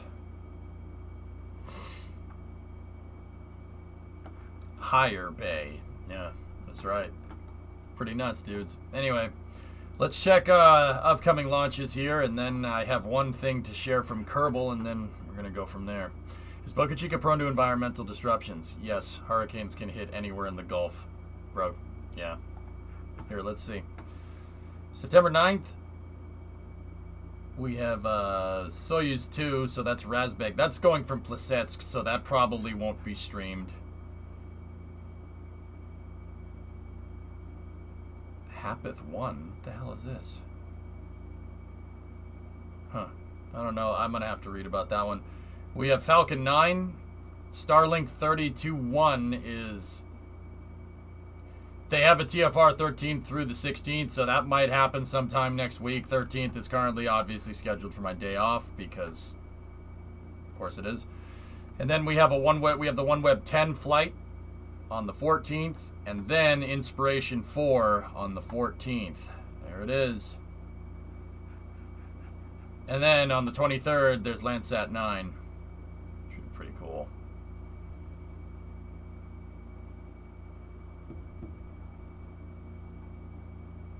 There you go, Rendezvous, right? Yep. Inspiration 4 is the first ever full privately funded mission launching on a SpaceX Dragon. Alright, so... the yawns signify the end of the space news here. So check this out. KSP2 show and tell. Take a look. So, we saw this footage the other day from Kerbal right here. We saw this all the other day. KSP2 show and tell. In KSP2, players learn basic flight concepts in a virtual simulator that can be accessed anytime the game is paused. Here's John Cialetti testing his new tutorial shader. In a way, it's like the Kerbals are playing KSP inside KSP. Whoa. So we saw this footage on the forums the other day. This footage with all the blue around it is simulation mode. It's engineering mode for KSP.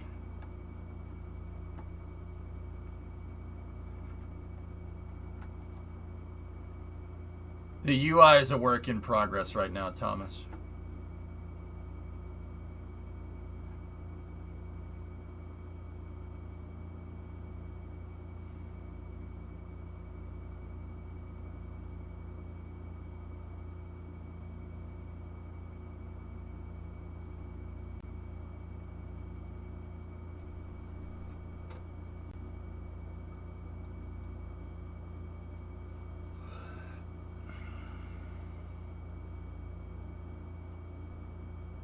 They copied me. I want EJ early access because of this.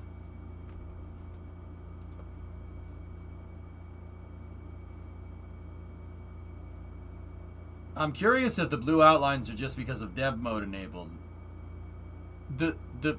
No, the blue lines are simulation mode. We didn't know why it had blue lines until they posted this.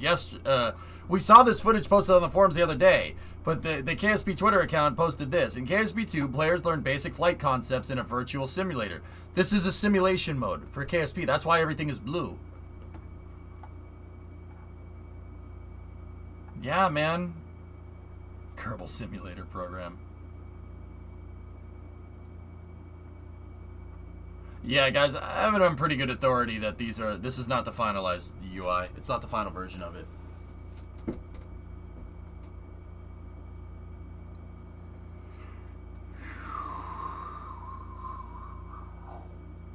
That's an interesting looking launch pad. Yeah, it looks like they put a mobile launcher and a fixed service structure in.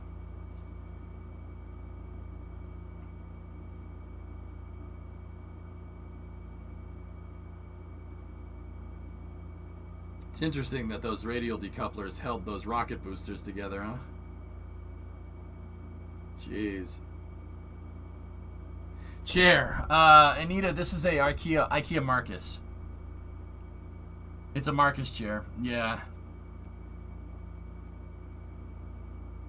Sorry. The chair command is not linking to the chair that I use. Chair cam hype. It's an old meme from the stream.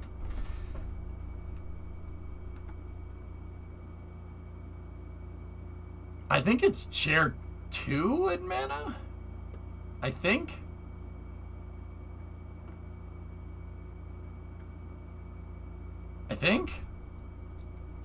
Anyway. Looks nice. It's a good chair. Anita, I'm not like paid by IKEA, nor do I trust Swedes. I think Swedish people secretly want to take over the world. If you're Swedish, don't look at me like that. You know exactly what I mean, you piece of crap. I know you. No, that's a joke. Only a little bit. No, it's a good chair. For what it's worth, I've had this chair for about 4 years. I sit on this chair for at least 8 hours a day, and it still hasn't broken on me. It's a really good chair. You know? See? I'm on to you, the Swedish meatball. We couldn't do anything wrong. No. I know you. I'm onto your game. The Dutch are doing the same thing. You have the same chair? It's a good chair. Chairs kind of last forever. I've had chairs that have broken on me. Chairs that I sit in and that break after a while. This thing has not broken on me, and I sit on this all day. Wait until Brimo breaks it. That was a different chair, to be honest. And actually, Brimo has one of these at her desk in the other room, too. What do you have against Dutch folk? You want to take over the world.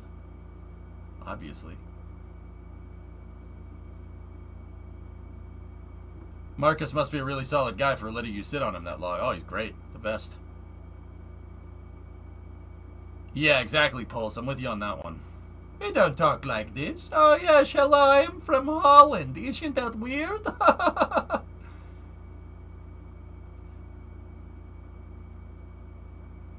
Is there a link for the chair? It's just called Marcus. M-A-R-K-U-S, John. That's it. Just Marcus. I trust the Swedes as far as I can throw the Dutch. Yeah, I know, right?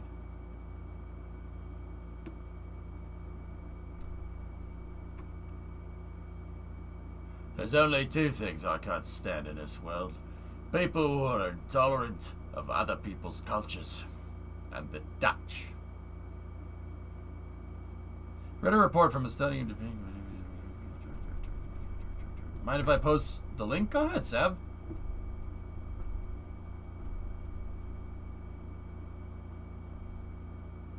IKEA, the furniture of 30-somethings all over the Western world.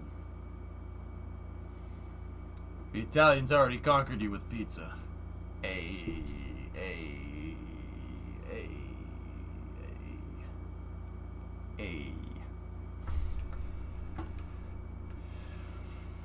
We need commandos, scuba, gadgets for God's sakes. Well, I don't like to use gadgets.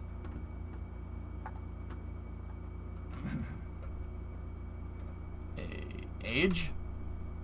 Anita, is that... You don't need to type any commands, Anita. You can just ask me. You just Add EJ. Just ask me. I don't like commands. They come, like, I don't use them very much. Just ask me. I don't care. Mind if I post the link? Okay, I already got that. Okay, got that. Cool. I'm keeping up pretty good today. Do you guys ever wonder why there's no manned missions to the moon after Apollo 17? Carvake, I'm going to hit you. I'm going to hit you in the face. I'm a little confused by your tactics. I'm going to keep acting tough until I figure out what's going on. I'm going to hit you. Yeah, I mean, I know. Yeah, Kralani, not far off. Thanks for manning a command center. I man this place all by myself. This is all by myself. These people, cardboard cutouts. Except for Gary back there. He won't shut the hell up.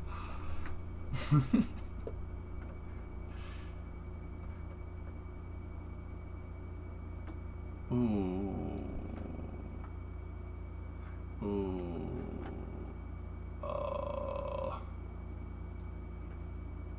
Ooh. Should have put Roy Kent on the team, but he's a little bit old.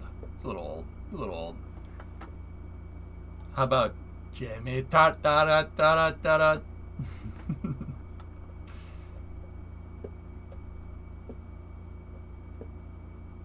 Roy Kent's my favorite character, B. It's the best character ever.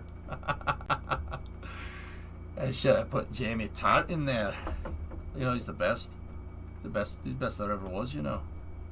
Mixing accents again. Alright, anyway. Thanks for cheering me up with that picture.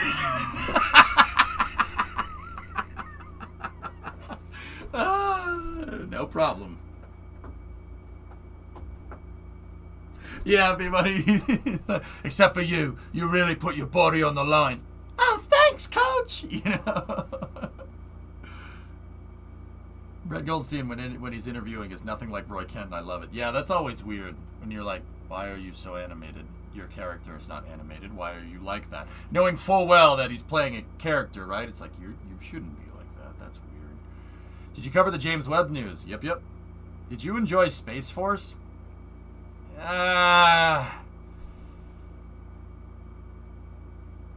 Space Force is okay, I guess. It's alright. Space Force seems like yeah, it's alright. Yeah, Magellan, he's really good. Comedians always make the best actors, seriously. You know why? Because it's really easy to upset somebody, but it's even harder to make someone laugh. So comedians usually understand the full spectra of acting, more than most. Space Force was a spoof that was far too real. No, I disagree. Space Force the show was made by a bunch of people who wanted to capitalize on the absurdity of making a Space Force while knowing nothing about the actual Space Force and what their mission is. Yeah, it was a show that was made by people about the Space Force that have no idea what the Space Force does, and it shows. I've watched the entire season. Yeah.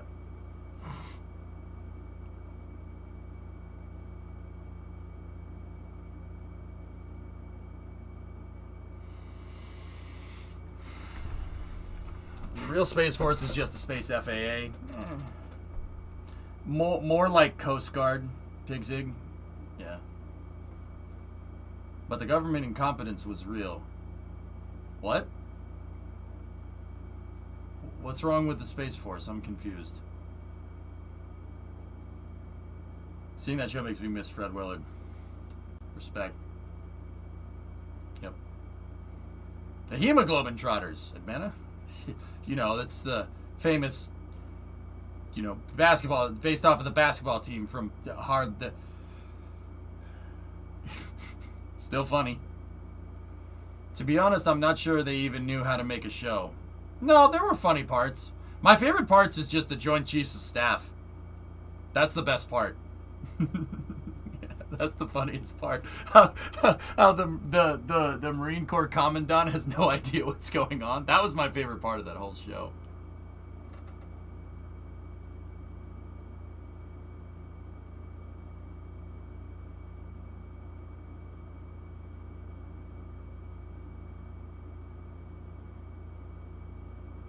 Need to get boots back onto the moon? You'll get no argument from me, Karvik.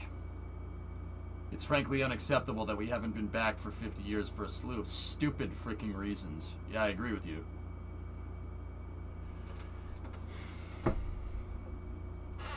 In order to write knowledgeably about something for comedic value, the less you know about it, the better. Yeah, right. Yeah.